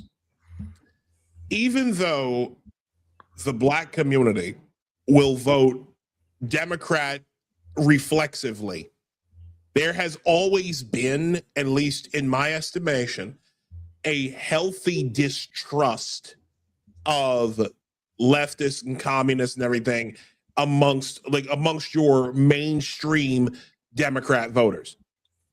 They'll vote Democrat forever. But once you start getting into the furthest of the far left stuff, I mean, it's happening right now. I've seen several people, even our favorite hostile government takeover guy, Too Raw, Too Real. I've seen him commenting on how racist and how extreme that progressives have gotten. And so there are, so I won't lie to you, there are people on the moderate Dems who are like, nah, we're not with that.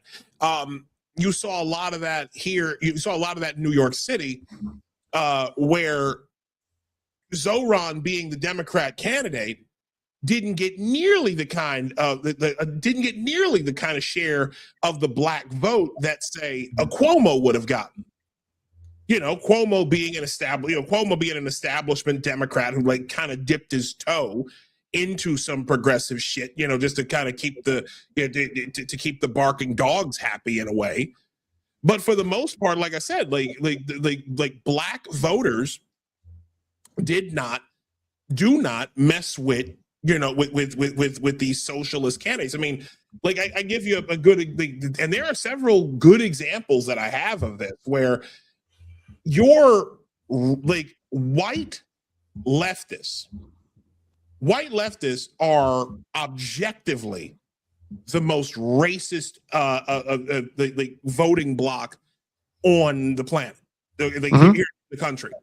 100%. A white leftist is the most racist piece of shit you'll ever come across in your life. And here's proof of this. Black Rebel posted this video yesterday, and this guy, you should see this. This is at a No Kings protest. Here we go. Making it hard to vote. People in the inner city, taking people who are citizens and arresting them without due process. Okay, well, one thing at a time, sir. So no, anything I want to fucking say. Oh yeah, okay. Let's be calm, sir. Let's be calm. How many black assholes are there in the Black assholes? Wow. Okay. So we got most of it. So okay, wow. Sorry, I don't know what happened with this. This old boomer was being very like. That's just one example, man. That's just one example. Oh no, there's many examples, man. I mean, they call you names all the time. They call me names. We not even 2 months ago in Minneapolis, we had you had white leftists just openly communists who harassed white pages, just calling calling black ICE agents the N-word and all sorts of shit. It's just like, matter of fact, doing this for years. Yeah, they've been doing it for a very, very long time. And there's one, and actually one just comes to mind that because there's this group of like black ICE agents that are going through the airport, and this one, I'm gonna find it. But it's like, but to get back to my point, there are people who do. I am convinced that it's one of the reasons why all of these marches, all the No Kings marches that took place throughout the country were overwhelmingly white. They're overwhelmingly white. Because it's like there's just like some type of defense mechanism, in my opinion, where where black folk who see this shit and they're just like, nope, we're good. We're good.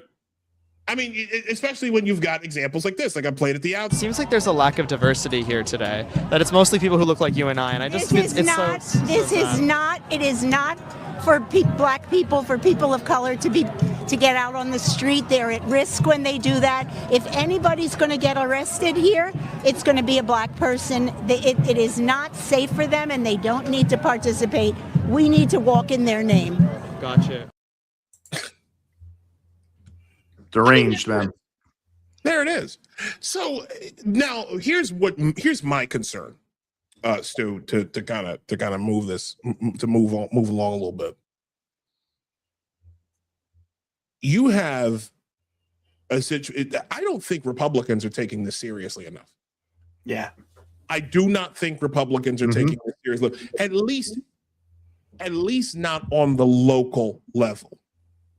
Trump's got enough shit going on. Like the Trump administration, the executive branch has more than enough shit going on. And I'm not. And I firmly believe they literally cannot allocate any more attention to things without going nuts. But on the local level, and we talked about this a little bit during before the show. On a local level, there's just this level of retardation on the part of local GOPs, on the part of local Republican Party.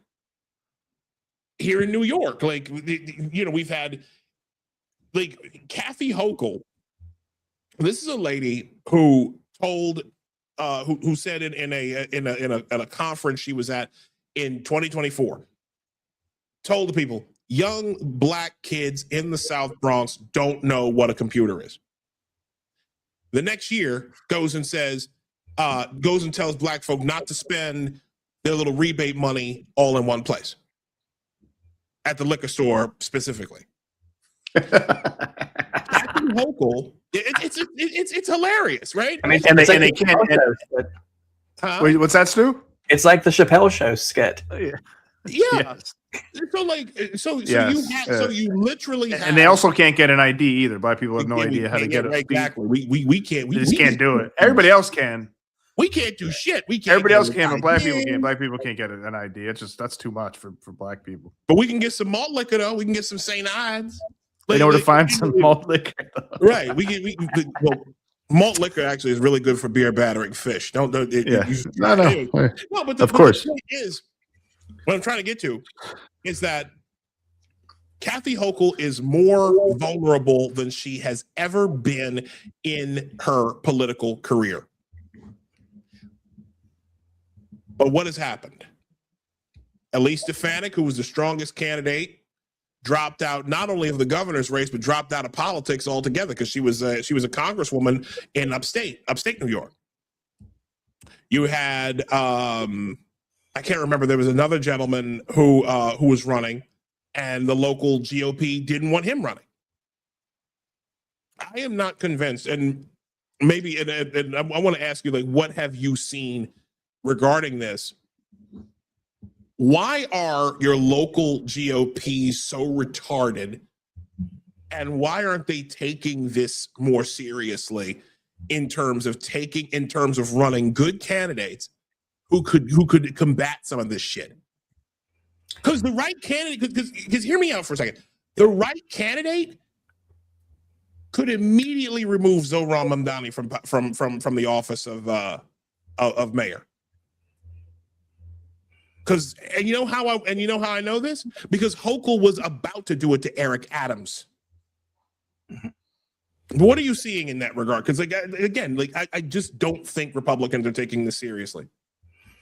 Yeah, I mean, if you think about Zoran's campaign, it was amazing on a lot of levels, and I think people aren't willing to say that or learn from it.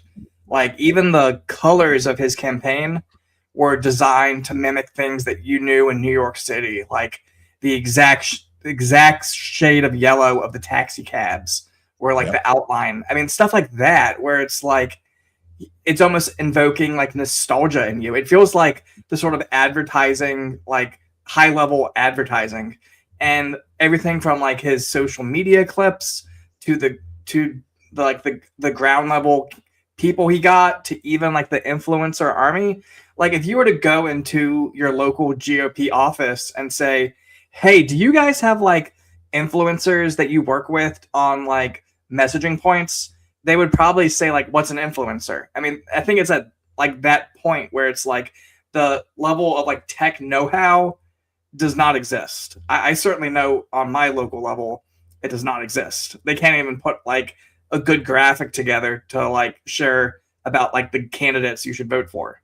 I mean, it's that's how bad it is where I am. But like, that's the thing where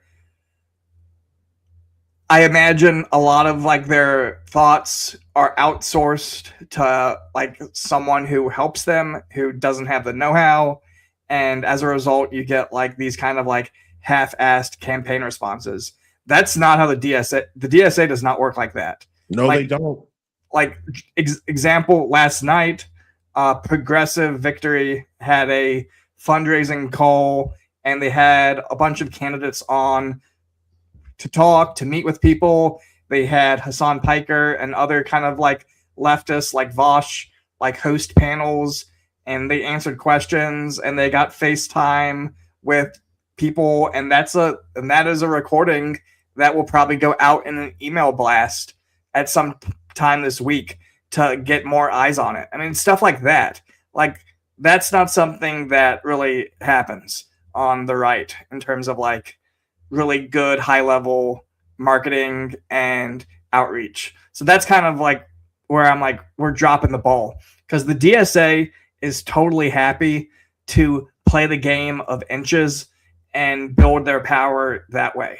I mean, they have all kinds of documents that like track, and I'm sure the GOP and Democrats do too. But remember that like at the end of the day, the DSA is a political organization that is acting like a political party. And so they track everything. They track every election they've ever had and how it went. All the details are like widely available to DSA members, you know, so stuff like that. Speaking of DSA, I think I saw in another video you mentioned that, or another interview you had, that you mentioned that the majority, and you might have already said this today, but while I was figuring out my goddamn fire alarm situation, but I remember you said that the majority of DSA is actually communist, I think is what you said.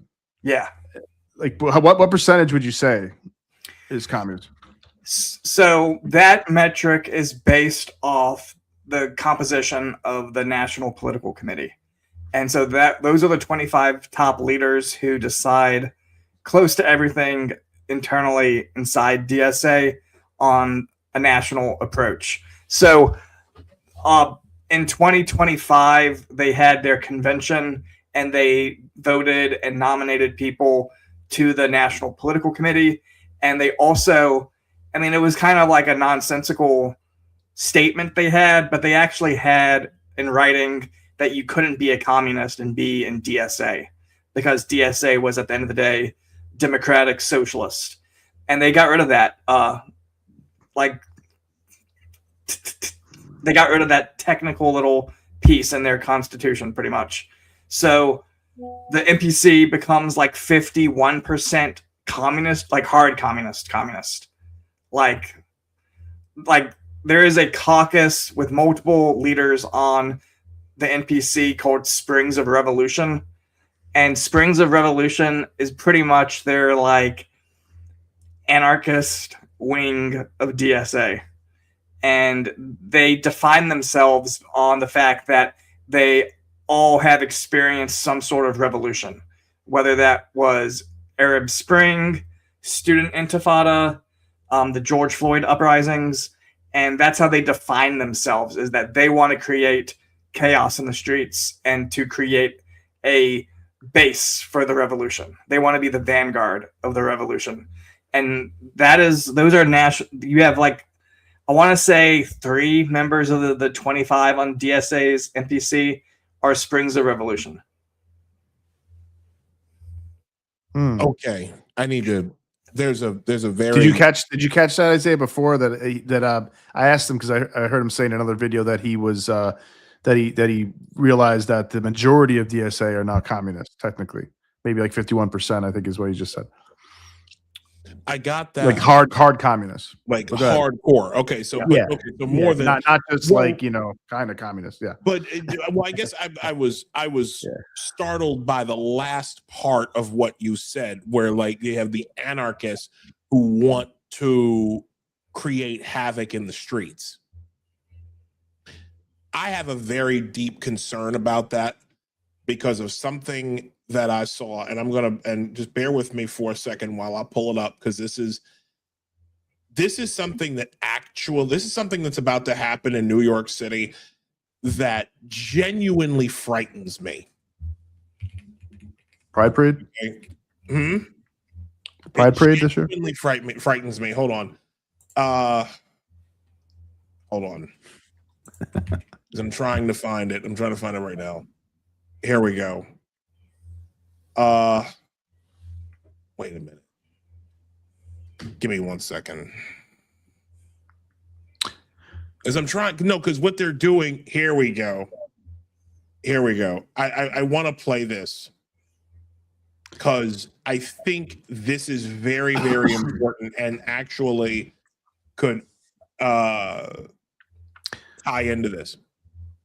So in the boroughs, there's a law that they're trying to push through under the cover of climate change. They want to turn off. They want people to turn off all of the outdoor lights in New York City between 11 p.m. and 5 a.m. What could go wrong? Very concerned about this because when you have this along with Zoran trying to get rid of the strategic response, like the counterterrorism group here. Well, not here, but with the NYPD. This is a major, major concern, and I am bringing it to your attention, ladies and gentlemen. This is what New York City's government wants to do. The New York City skyline could soon be getting a little darker if a new bill is passed in Albany. This bill would require many outdoor lights be turned off between 10 p.m. and 5 a.m. So this would affect residential, commercial, industrial, and municipal buildings in the state. There are some exemptions like street lights and holiday decorations, but right now the bill is just in the first stages. What the hell? What's the point of this? The point of this, they say, and I'm trying to find the other video to this. They say it's because they want to they climate change, right? Like they're concerned about birds like migrating properly.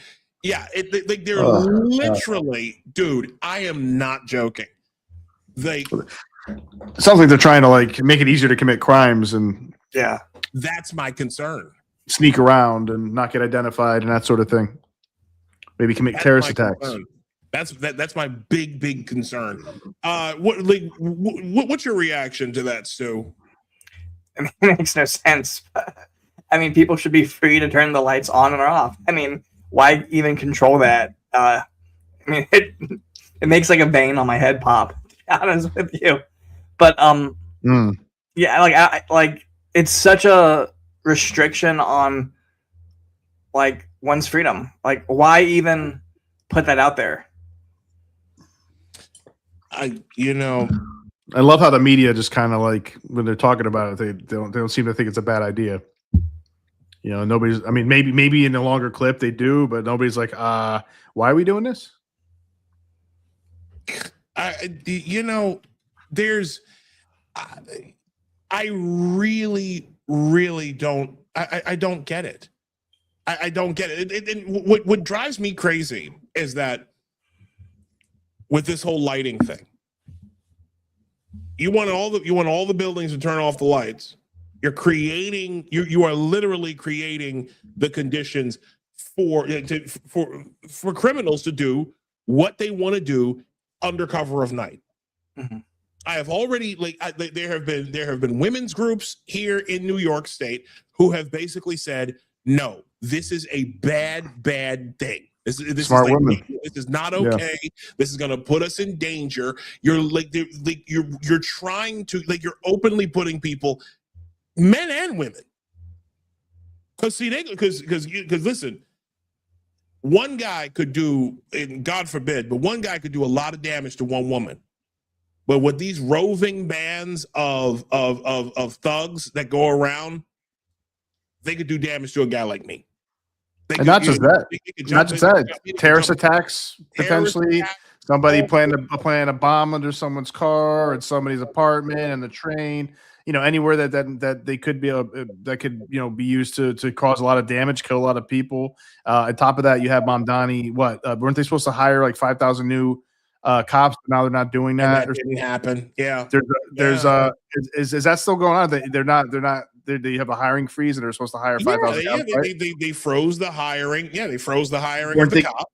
Aren't they getting rid of like overtime or something too, or limiting that? Trying to get rid of overtime, like I said earlier. They're trying to get rid of the counterterrorism. Trying to get rid of counterterrorism response. They're trying to get rid of the which is also the anti-protest people, or the protest police that are keeping an eye on that. Which obviously, as we've seen, terrorist attacks can happen, violence happens, destruction, people throwing rocks, people breaking up cinder blocks. Remember Andy No talking about the cement milkshakes. You know, these aren't just peaceful protests. It's bullshit. They light things on fire. So, and then now we're going to mandate a bunch of turned off lights in New York City, man. It reminds me of like Kingpin and Daredevil, the new Daredevil seasons. You know, it's like it's a similar playbook in a lot of ways. I'm just watching the second season now. And of course, they try to frame that as more of like probably more of a fascist leader, but it's like, I mean, we're seeing this more with Mamdani, the communist, and pro-terrorist. I mean, it even reminds me of Cuba with the blackouts. It's like a state-sponsored blackout to like under the guise of like environmentalism. Yeah. Yeah. But that's the playbook. Yeah. That's literally the playbook. I mean, and it's the same way with all of these a matter of fact, here we go. I found it. Because this is the Fox News. This is the Fox News report, and they're just like, hold on a second. They're like, what? Like it's like, you know how you just have a collective what the fuck moment. Like everybody just like, what the fuck? Like, what? Like, why? Here we go. That never sleeps may be going dark. Lawmakers in New York City are trying to pass a new bill that some critics are calling a criminal's dream. It would force the businesses, residents, and iconic landmarks to go completely dark from 11 p.m. until 5 a.m. Oh, iconic landmarks?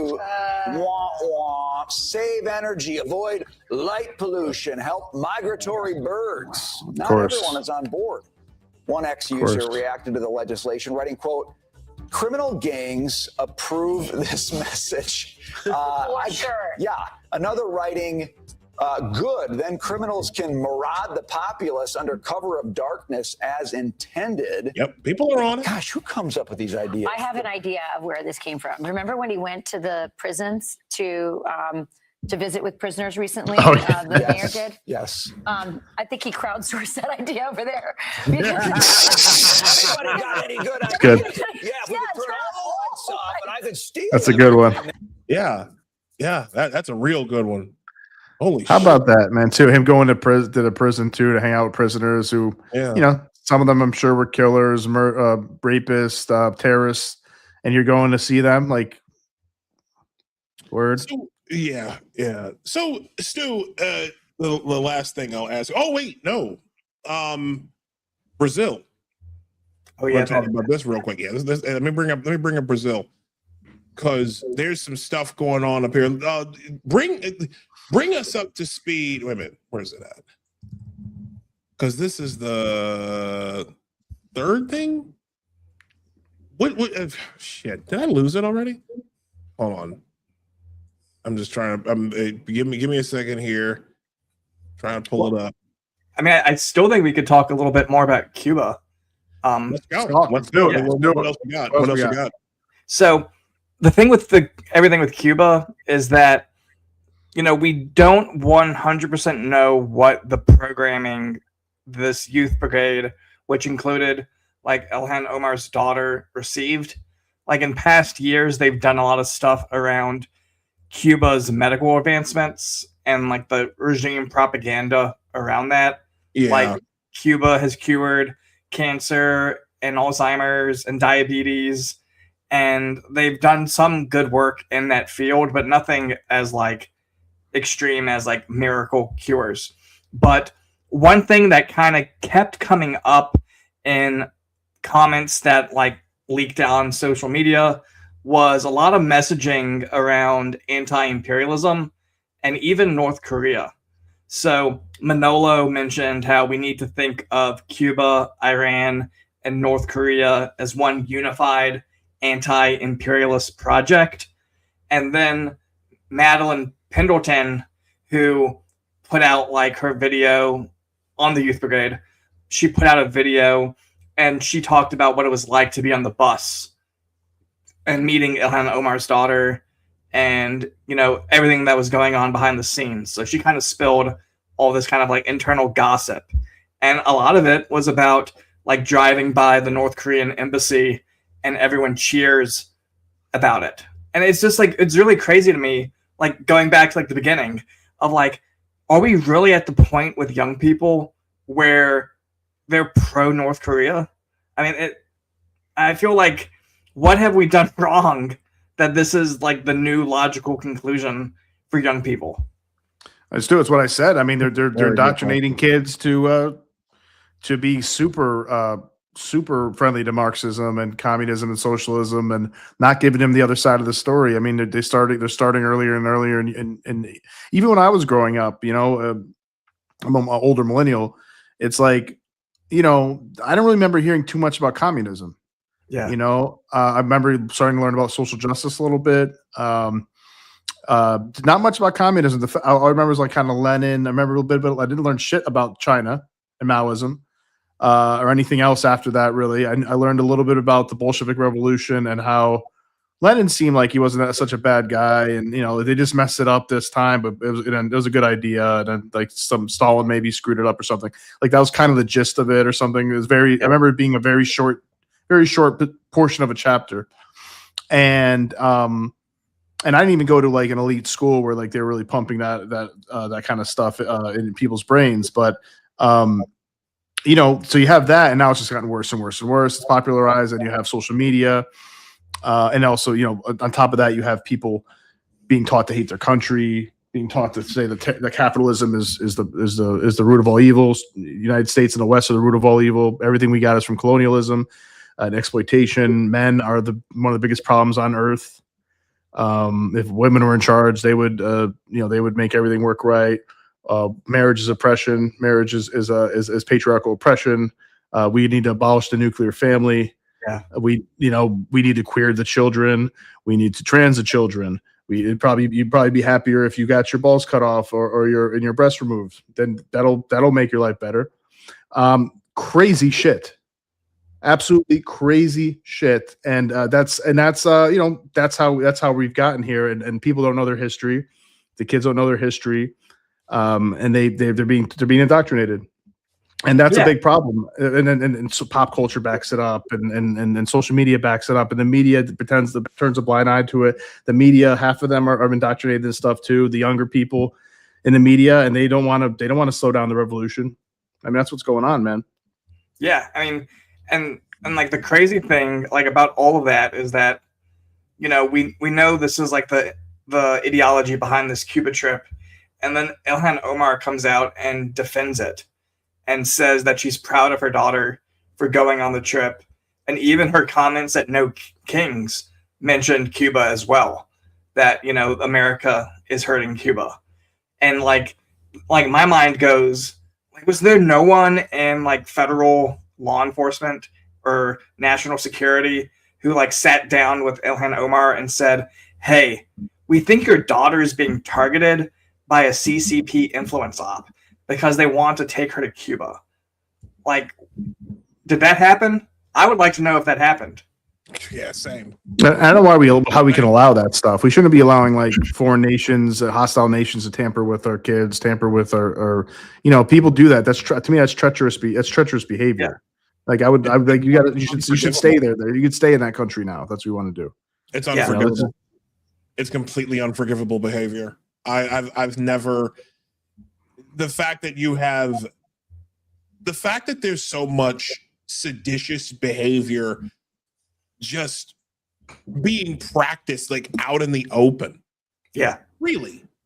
Like just all this it's one of the things that it bothers me to watch people who live here in the United States of America enjoying all of the freedoms that we have, making money hand over fist, paying taxes, just doing something, it's not just the bums, right? It's not just the hobos, the mentally ill. It's not just the orcs in wheelchairs that are out here protesting.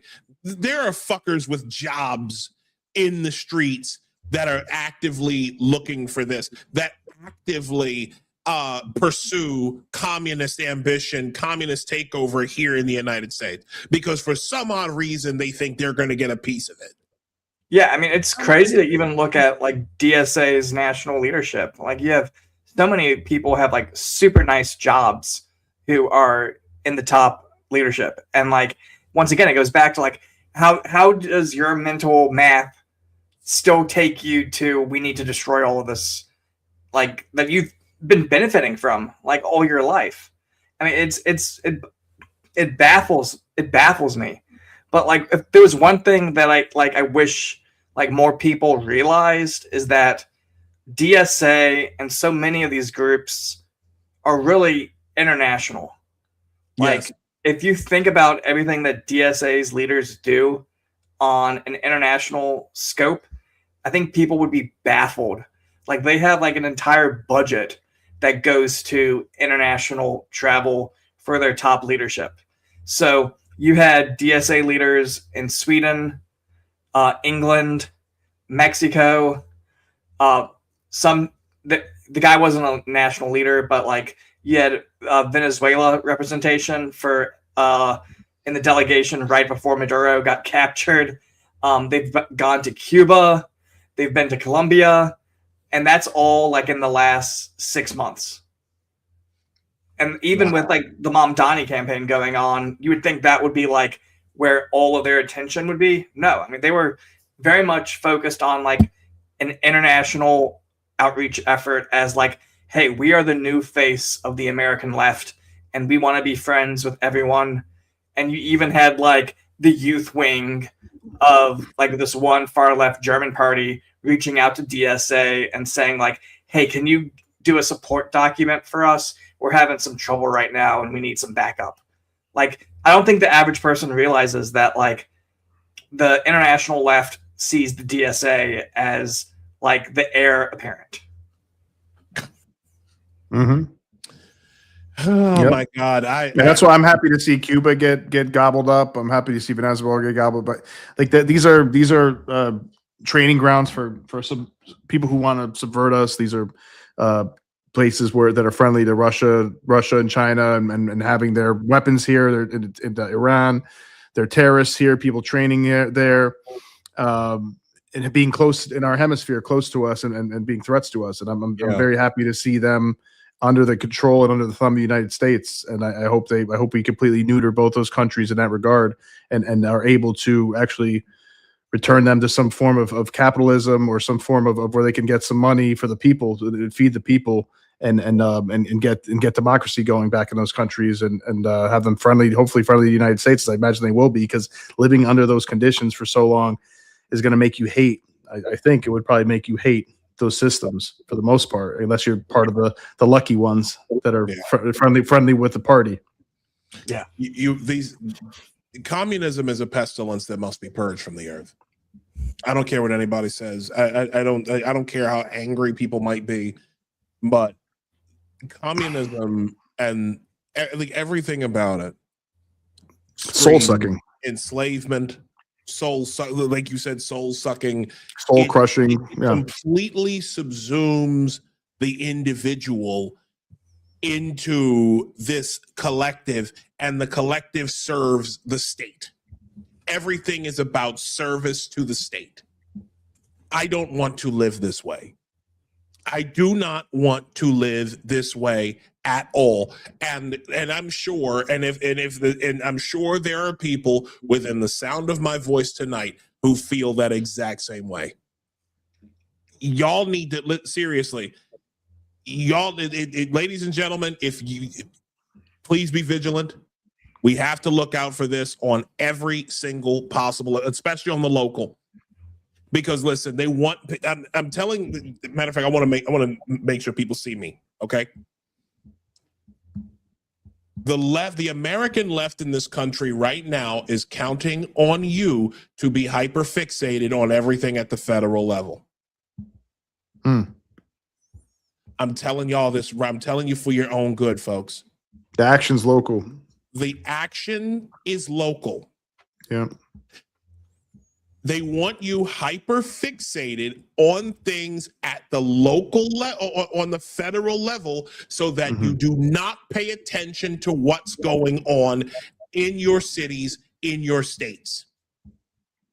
They are passing and it goes far, far beyond all of these pillow fort laws, like trying to unmask ICE and barring local police departments from working with ICE to deport illegal aliens. It goes much deeper than that. These people are they are trying to literally, again, congestion pricing in New York City, the exact same thing. Because guess what? They're going to expand it. And all of that's being done. All of that is something that they've been doing in London for the last few years.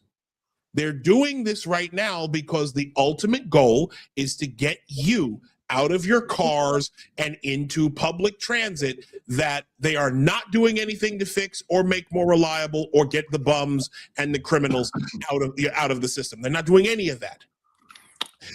I bring this up. I bring this up because again, they want you. They are hoping that you are fixated on Trump. They are hoping that you're fixated on the SAVE Act and everything that's going on at the highest levels of government. Meanwhile, they are picking apart your rights day after day after day, right here in your streets, in your cities, in your states. We might have a DSA governor in Wisconsin. What? Yeah, Francesca Hong. Francesca Hong. I like again. The takeover is local, folks. Like the takeover is local. Yeah, I mean, and like, have you seen any like major conservative talking heads being like, "Oh, by the way, Francesca Hong in Wisconsin"? No, of course not. Yeah, no, I've noticed that. Listen, the only I can't speak for other localities. Okay, like I can't speak for Baltimore City. Like I know of WCBM. Shout to Kim Klasick, who's doing great work down there, and I know people who are like working down there. But like with me living in New York State, I don't like. I'm not there, right? Here in New York City, you have 77 WABC. Like you have those local outlets who are covering this stuff. But even then, it's just like, I just don't think that there's enough attention being paid to things on the local level. You'll wake up one day, again, and a drive through 7th Avenue in Manhattan now costs you $9 to drive once you cross 60th Street. Like, what the hell? Forget about that, Isaiah, man. I mean, we got Stu. I don't know what you think about this. Forget about, I mean, that's one thing. I mean, I don't know what you think about the recidivism like you're seeing across the country of crime where people are getting arrested 15, 30, 50 times for violent crimes, stealing, aggression, until they finally kill and rape somebody. Like, I mean, I don't know how many goddamn stories I have to see like that. Like, what is going on with that? Like, how would people support that? Every week. These teen takeovers that are happening every single weekend. Why are we seeing multiple, like all these kids, all these teenagers? You've got like hordes of them that are just, they meet up in a certain place and they just start beating the shit out of each other. They start beating the shit out of people who are walking around. Like there's real stuff happening at the local level that people just are not paying attention to. And they're hoping that we get wrapped up in all the federal nonsense. Yeah, I mean, even if you look at like your local universities, speaking to the recidivism question, your local university probably has a National Lawyers Guild chapter at it.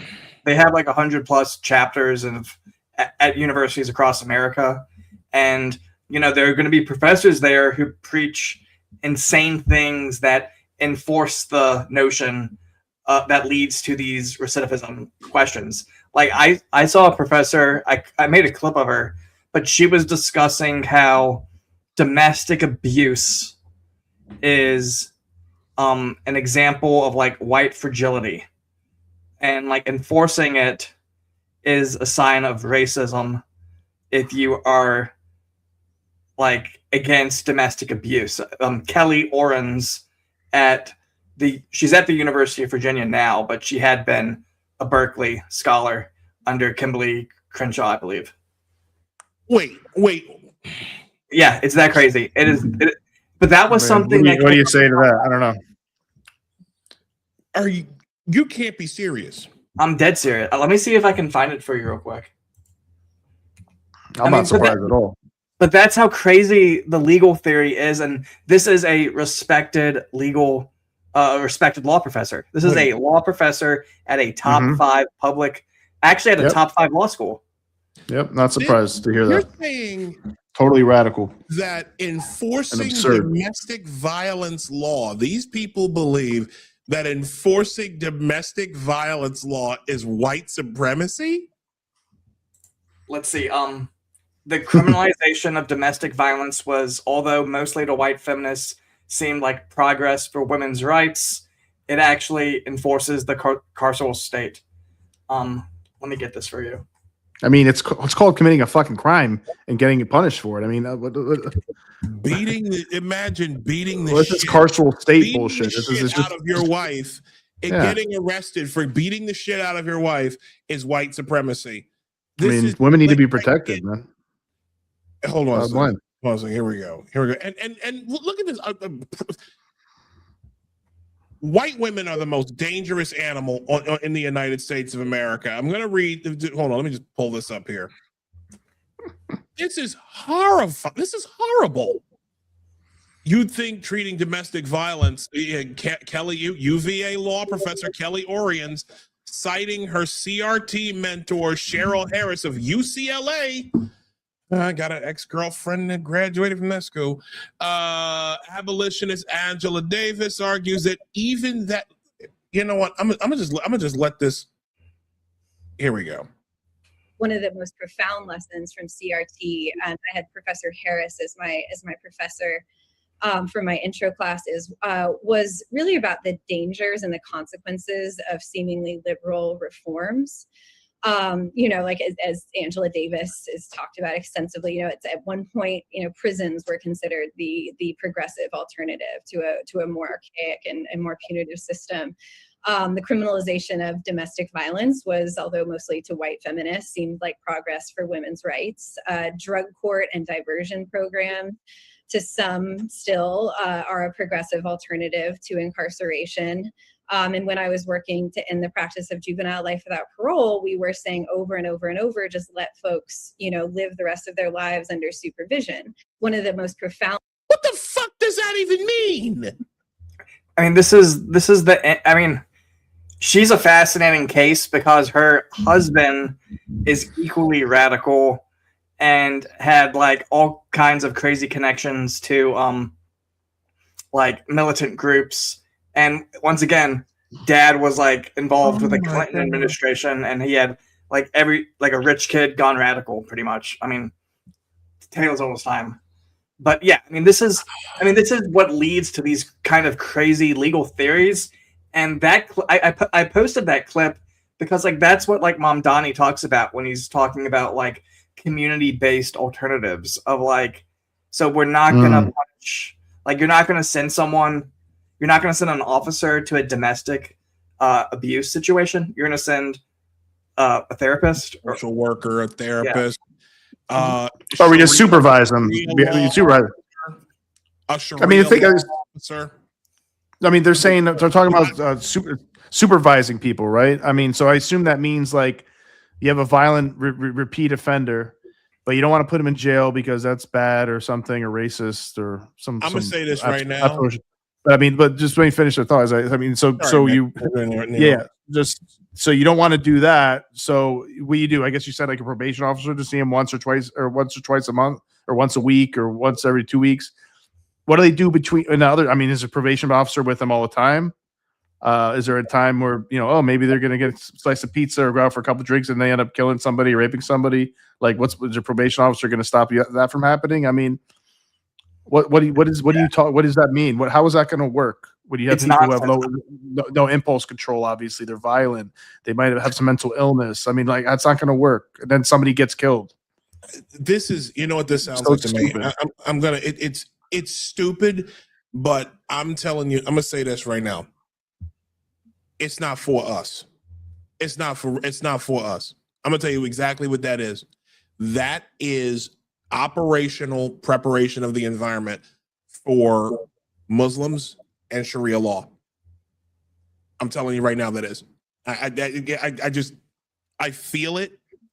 I feel it in my bones that is what this is truly about.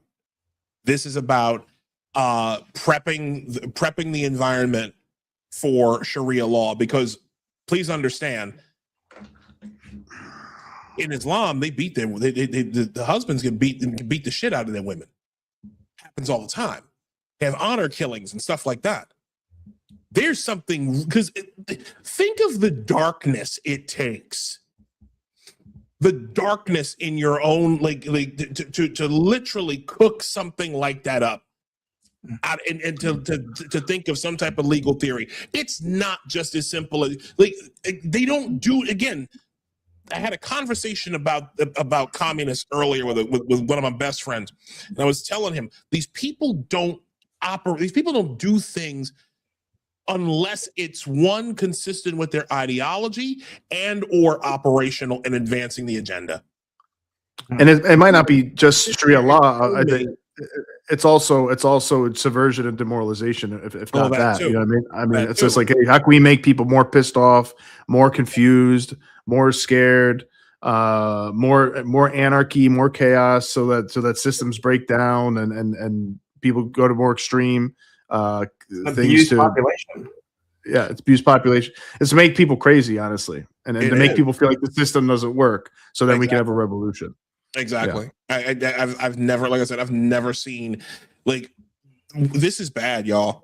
This is so bad. It's toxic. It's truly toxic. Very toxic. It's very toxic. And I guess the last thing I'll ask you, Stu, because again, thank you so much for being here, bro.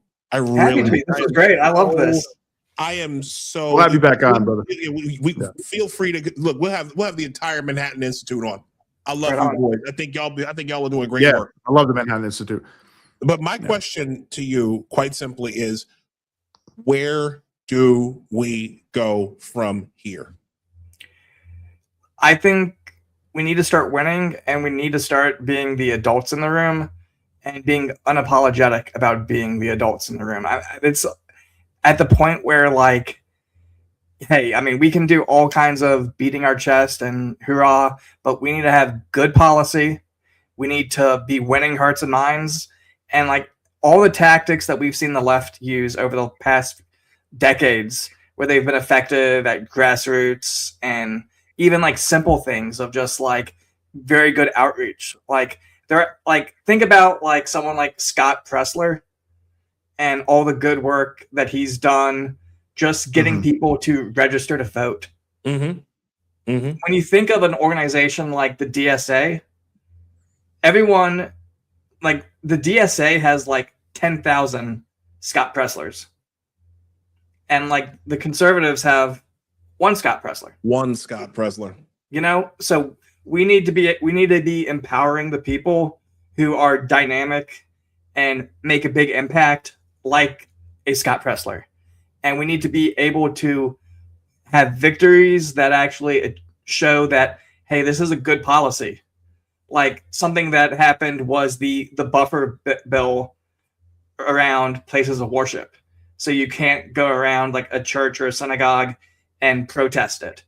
Like, in my opinion, that's very good policy. That, you know, you aren't afraid to go to your place of worship and, you know, having to go through a gauntlet of, like, far left activists screaming at you because you just want to, you know, go to your place of worship. I mean, I think that is sensible, A+ good policy. Totally. Did that go through? Is that official? I believe that went through. Is that a law, or is that just an executive order?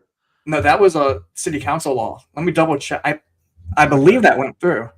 Yeah, that's great news. And that's another example of demoralization, man, subversion. Like, you know, it's more like, hey, how do we mess up these people's one time a week when they go worship and feel good together and have a community and have a transcendent experience at church? How do we fuck that up too? You know, that's what that's for. That's not for any good purpose. That's not for any try to put some good into the world. That's to continue to demoralize and subvert people, just like Yuri Bezmenov talked about in the 80s. Yeah. What are you working on, my friend, and how can we help promote your work? Where can people reach you? Yeah, so I'm working on 2 Cuba articles right now, and I'm most likely going to do articles on Manolo and National Lawyers Guild in the near future, and maybe something around Sunrise Movement as well. So those are kind of my targets right now. And as always, I'm on Twitter. I post a lot of good videos. These are the kind of videos that I think people need to see, because, like, my whole philosophy is that it doesn't matter what I say. It matters that you can see what the activists say. And I think that is, like, the biggest, like, red pill that, like, someone who's not, like, aware of all this can see. Like, if you were to show, like, if I were to show like one of my uncles like a video of like DSA talking, I feel like it would blow their mind because it's just not something that they're gonna see in their media environment. Not at like, all. Yeah. My whole Twitter feed is like, wow, this is really what it looks like behind the scenes of the far left. That's my kind of philosophy of it. So you can actually see it and realize it. And like, people always say that like everything I post like confirms all of their conspiracy theories. Like the professors saying, "Oh, we're using the university to advance communism," like stuff like that. Like, I've posted, I think, like 4 different professors saying pretty much that verbatim. So that's kind of my philosophy. You know, follow me on Twitter at the Stu Studio. It's like a riff on the old Phil Collins song. And then if you want to get into like all the details of it, my articles in City Journal go a lot deeper. So kind of following that kind of format of like bite, snack, meal of social media. You know, follow me on Twitter if you want the bites and the snacks, and then read me if you want the full meal. Stu, are you on Instagram? Yeah, I do a little bit of work on Instagram. It's funny. No, not TikTok. You should be on all those, bro. Like, just to put out the video. You should, because those are different generations. I tell Isaiah all the time. Like, these are different generations you're reaching. You know what I mean? So there's Zoomers, young millennials are going to be, a lot of them are going to be on TikTok. Some of them are going to agree with you, some of them won't, but they're not exposed to this stuff. And then like Facebook, it might be good for the boomers and Gen Z. I mean, not Gen Z, Gen X has a lot of those people, and Twitter as well. They're on Twitter. But Twitter's a small percentage of the people, I think. That's the thing on that. So that's why you should, I mean, I think there's probably a way to do it where you can just like post a video, like there's like a program or app where you can post a video and it goes live on all your different accounts just to get that out there. And you'll get a lot of followers out there. I see a lot of conservative stuff on Instagram now, videos and channels. So you might as well be out there too, bro, because everybody needs to see this stuff, not just X users, you know? And it should be on Blue Sky too. Be on Blue Sky too. Just hide your identity, man. I do have a Blue Sky actually. Actually, they'll probably love you on there. Actually, they'll just pretend like you're celebrating them. Be like, "Woo!" They'll be sharing you all the time. 30 seconds, bro. Yeah. Sure. Because they work. No, them crazy people over there work quick. They work. But quick. yeah, that's the thing. Social media, those are all targeting different. I mean, they just have different generations of people, so you got to reach everybody. Good advice. Also, please feel free, Stu, to send me like the stuff that you're working on, and I will definitely forward it out to my audience. Thank you. It's really important. Yeah, really important stuff. I look at it this way: you've got what, like 20? I just saw it. Yeah, you got 42,500 followers. I've got like 190. Like I'm gonna send me your stuff. I will happily push it out to as many people as I possibly can, and we can have something, so we can like have some people to really fight against this, bro. Thank you for all the work that you're doing, and keep it up, brother. Safe out there. We got your back, brother. Thanks a lot for joining us. Thanks tonight, for coming, Stu. Thank you for having me. This was awesome. Thank you. We'll do it again. Let us know whenever you're promoting new stuff, man. We'll have you back on for that too. Absolutely. Thank you. Wait, hold up. Did you just say groovy? All my slang is really dated. I don't know how it happened.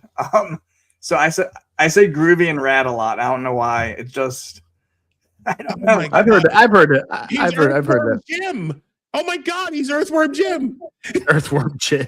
I never played Earthworm Jim, did I? Maybe once. Come on, bro, you're old enough to know who Earthworm Jim is. I know. I didn't play it. I didn't really play it. I think I played it once. I used to love Earthworm Jim. All right, Stu, thanks for coming on, man. All right, Stu. Hey, bro. Good stuff, man. Oh my God, that was a fantastic. Look, Stu is awesome, and oh my God, just a wealth of information tonight.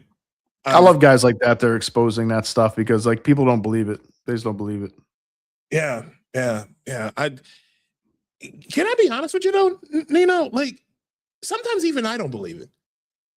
And I cover this shit every day. We look at this stuff every single. Oh, seems absurd. I mean, it is absurd, but yeah, it's for a deeper cause usually, and some people are warped enough to actually believe in this stuff too, and believe that it's like, to believe that's smart for some reason. Like I was just listening to Matt McClusker on Joe Rogan, like Shane Gillis's boy is like they have the podcast together, Matt and Shane's podcast or something. And he was talking about how he was doing a social work school before he was like made it big with Shane and stuff, and just in case his comedy stuff didn't go. And then he said that like he heard it is like super woke, of course. It was like a lot of I think the social emotional learning stuff that James Lindsay was talking about, and how like he said it, people be in a circle crying about stupid shit and virtue signaling, and he's like, this is ridiculous. And he said like one woman said like, oh, it's like I would never call cops on a black man. And he's like, what? He's like, what if the black guy's like fucking beating you up or killing you or something? It's like, what do you like? What like?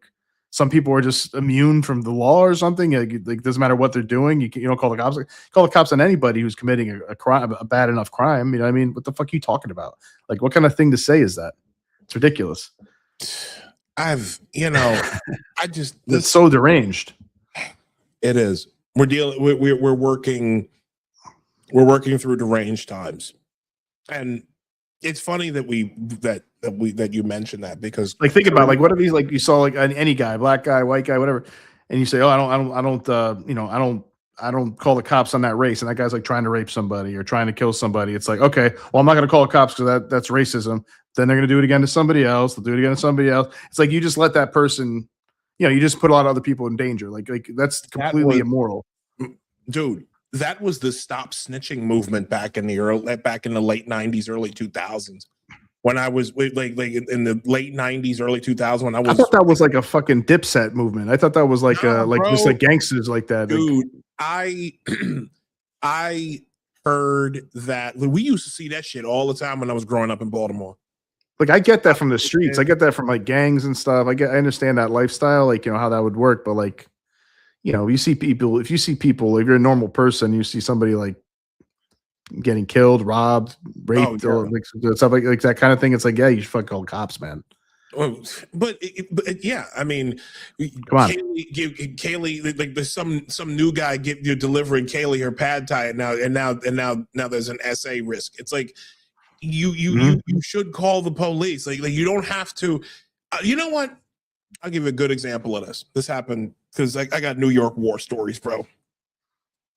When I lived in Brooklyn, I watched as I used to take the whenever I would leave for work, I would take like either the 4 train or the 3 train home.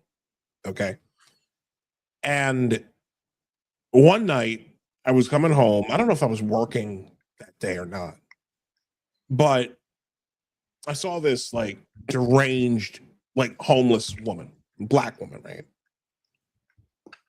And she picked on this white guy, like wayfish, like just the little flaquito looking white boy, and just got to whooping the shit out of him on the bus, on a train. And he gets off at Franklin Avenue. He gets off at like right there, excuse me, in Crown, and like the beginning part of Crown Heights. And like he just kind of bore it. We asked him if he needed help or anything, and he just kind of just bore it and kept going. Didn't call the police, didn't say anything. He took his ass whooping, and I don't know, and like I genuinely want to know this, and maybe if I can tolerate talking to a white liberal one day, I'll ask him about this. But like, I just want to know, like, is that like, do they really believe that this is their penance for for going through, for white supremacy that you never like participated in? I really want to know that, right? Like, why would you take such abuse and literally have crimes committed against you and just take it. Why do you want that? Like, is your guilt that, like, is your guilt that, like why are you being made to feel a level of guilt that is inappropriate? And I understand, like, if you're in the hood and people know where you live and they're gonna kill you or something, then like, yeah, I understand that. Like, and I'm sure that's the case sometimes. Like, if you call the cops, you snitch, like they might come after you. But like, if you're just like somebody who happens to see it and like you're not gonna get indicted or you're not gonna be like identified, but you're like, yeah, I saw this guy doing this. It's like she was just like hypothetically like, yeah, if it's a black man, I would never call the cops on him. It's like, it's crazy, man. That's so crazy. Like, it depends on what the crime is, you know what I mean? But you know, that's just because of the skin color, you're not gonna do it. That's absurd, and that's what. And like, I think almost everybody in the room was like in agreement, and like, or nobody thought it was crazy. It's like, and he said something about it, McClusker. He had some other stories in there too. It's interesting. In the last Rogan episode, it's near the end. People should listen to it. His story about it. It's just, it's really terrible what they've done to common sense and our higher institutions of higher education. It's complete indoctrination and it's scary. And it's like, he said he's like, we paid $60,000. He said, like, these people are stupid. He's like, the people masters of PhDs, they're dumb as hell. It's like they were making them like watch Netflix documentaries and shit, and they're crying in a circle and bullshitting. It's like this is what I paid you $6,000 for this bullshit. Yeah, you know, per year. You know, it's like, or whatever it is. It's absurd. Like, people should really think twice about putting their kids in universities unless it's for something really important and like STEM fields or something that they need to do it. Joker had something that he wanted to say. He said, Isaiah, here's the cold hard truth. White people are too scared to stand their ground. Young white men are told that it's wrong to be men. That's a lot of truth to that. He's right. Mm-hmm. I mean, and listen, and this is one of the reasons why I get, you know, why I talk about things the way I do, because they do the same shit to us that does black men. They do the same thing. They do the same thing to you know, Hispanic men.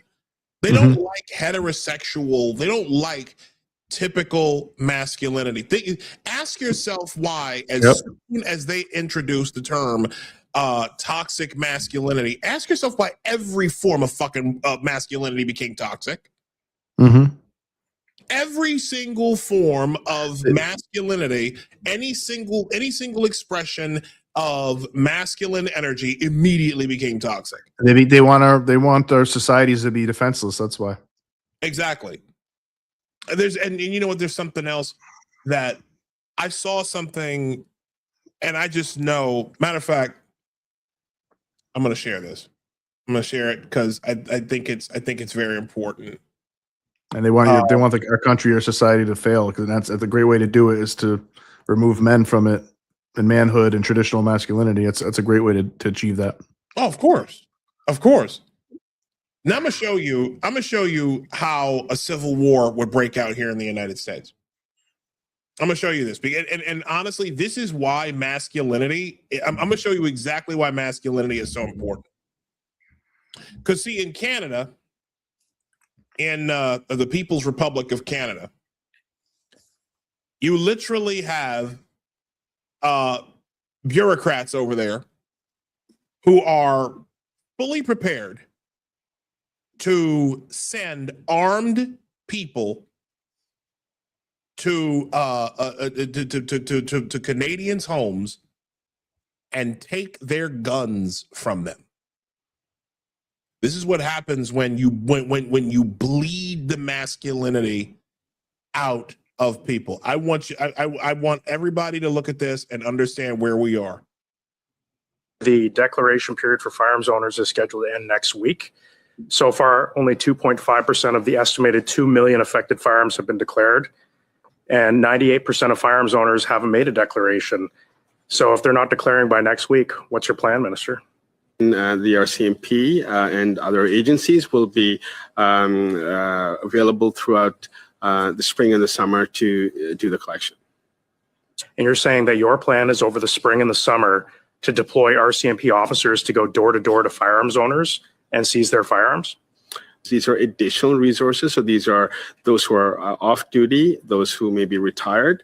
I just find that very concerning that we're going to be sending police officers door to door because, frankly, many police forces across the country are refusing to participate in your program. And I think they have very good reasons to not want to participate in this program. And putting people who are no longer serving as RCMP officers going door to door. Are you not concerned about this at all, Minister?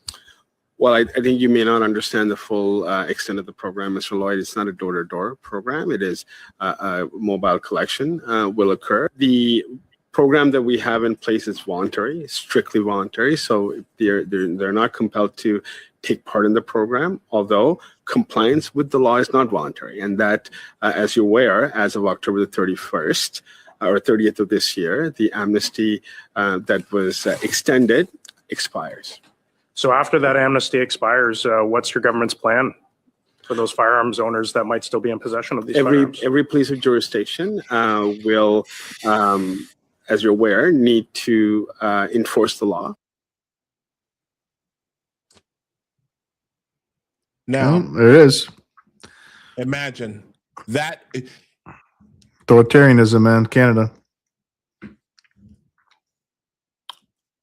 No government on earth. No government on earth built by the hands of men should ever have the monopoly on violence. No government built by human hands should ever have the monopoly on violence. Thank God for America, man, a constitution.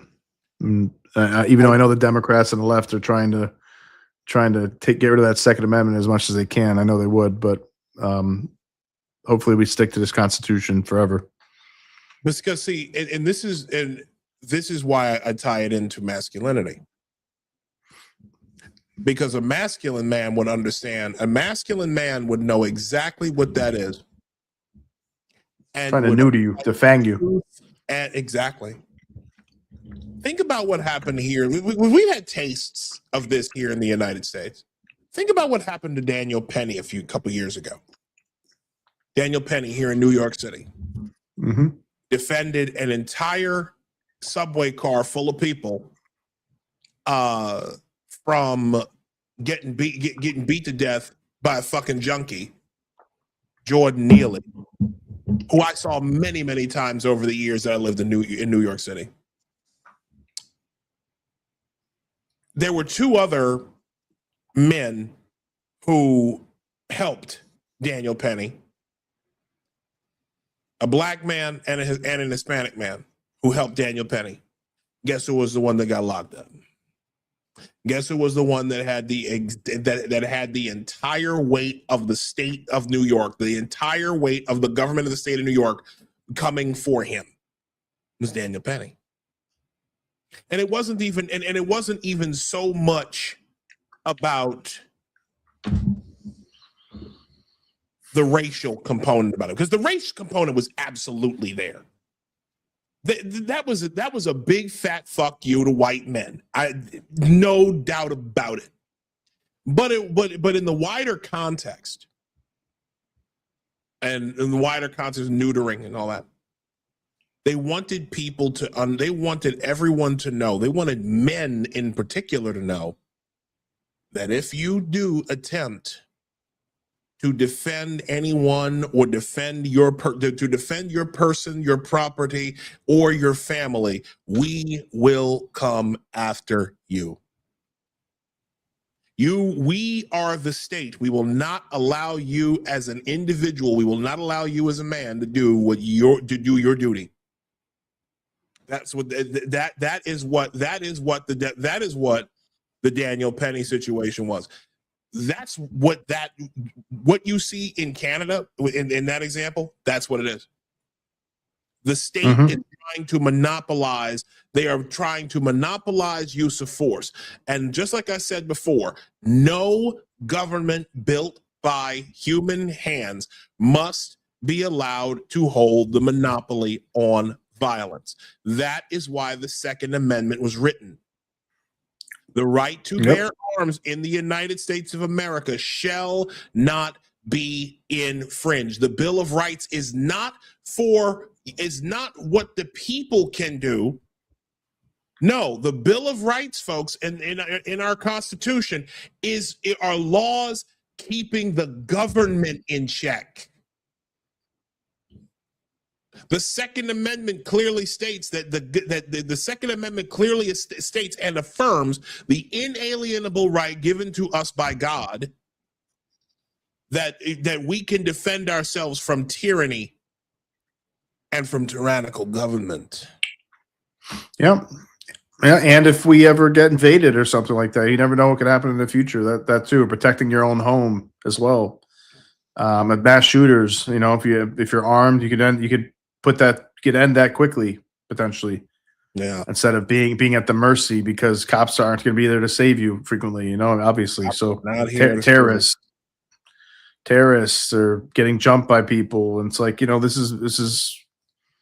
You know, it's obvious. I mean, you can't have you can't have only the criminals having guns because they would still have guns regardless. Exactly. They're criminals. And that's the part no one. It's like as many times as that becomes like made very, very concrete, they still think, well, if the more laws we create on with gun control, the criminals will finally like smarten up and listen. I'm like, no.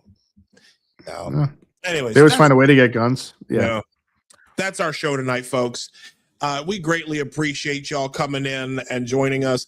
We hit 600 subscribers earlier today, so thank you all very much for helping us to grow our channel. Grow the YouTube channel. We greatly appreciate each and every one of you. Thank you to everyone that has that's asked questions, has been in the chat. We love having a lively chat. We really appreciate you. We really appreciate y'all. Next week is episode 50. Big show. Big show. And we're gonna put that together. We'll be working on that all week, actually. So we greatly appreciate it, everybody. We love you. Thank you so much for joining us. Have a great night, and we will see you all here next week, next Sunday, 8 p.m. Eastern. Thanks, everybody.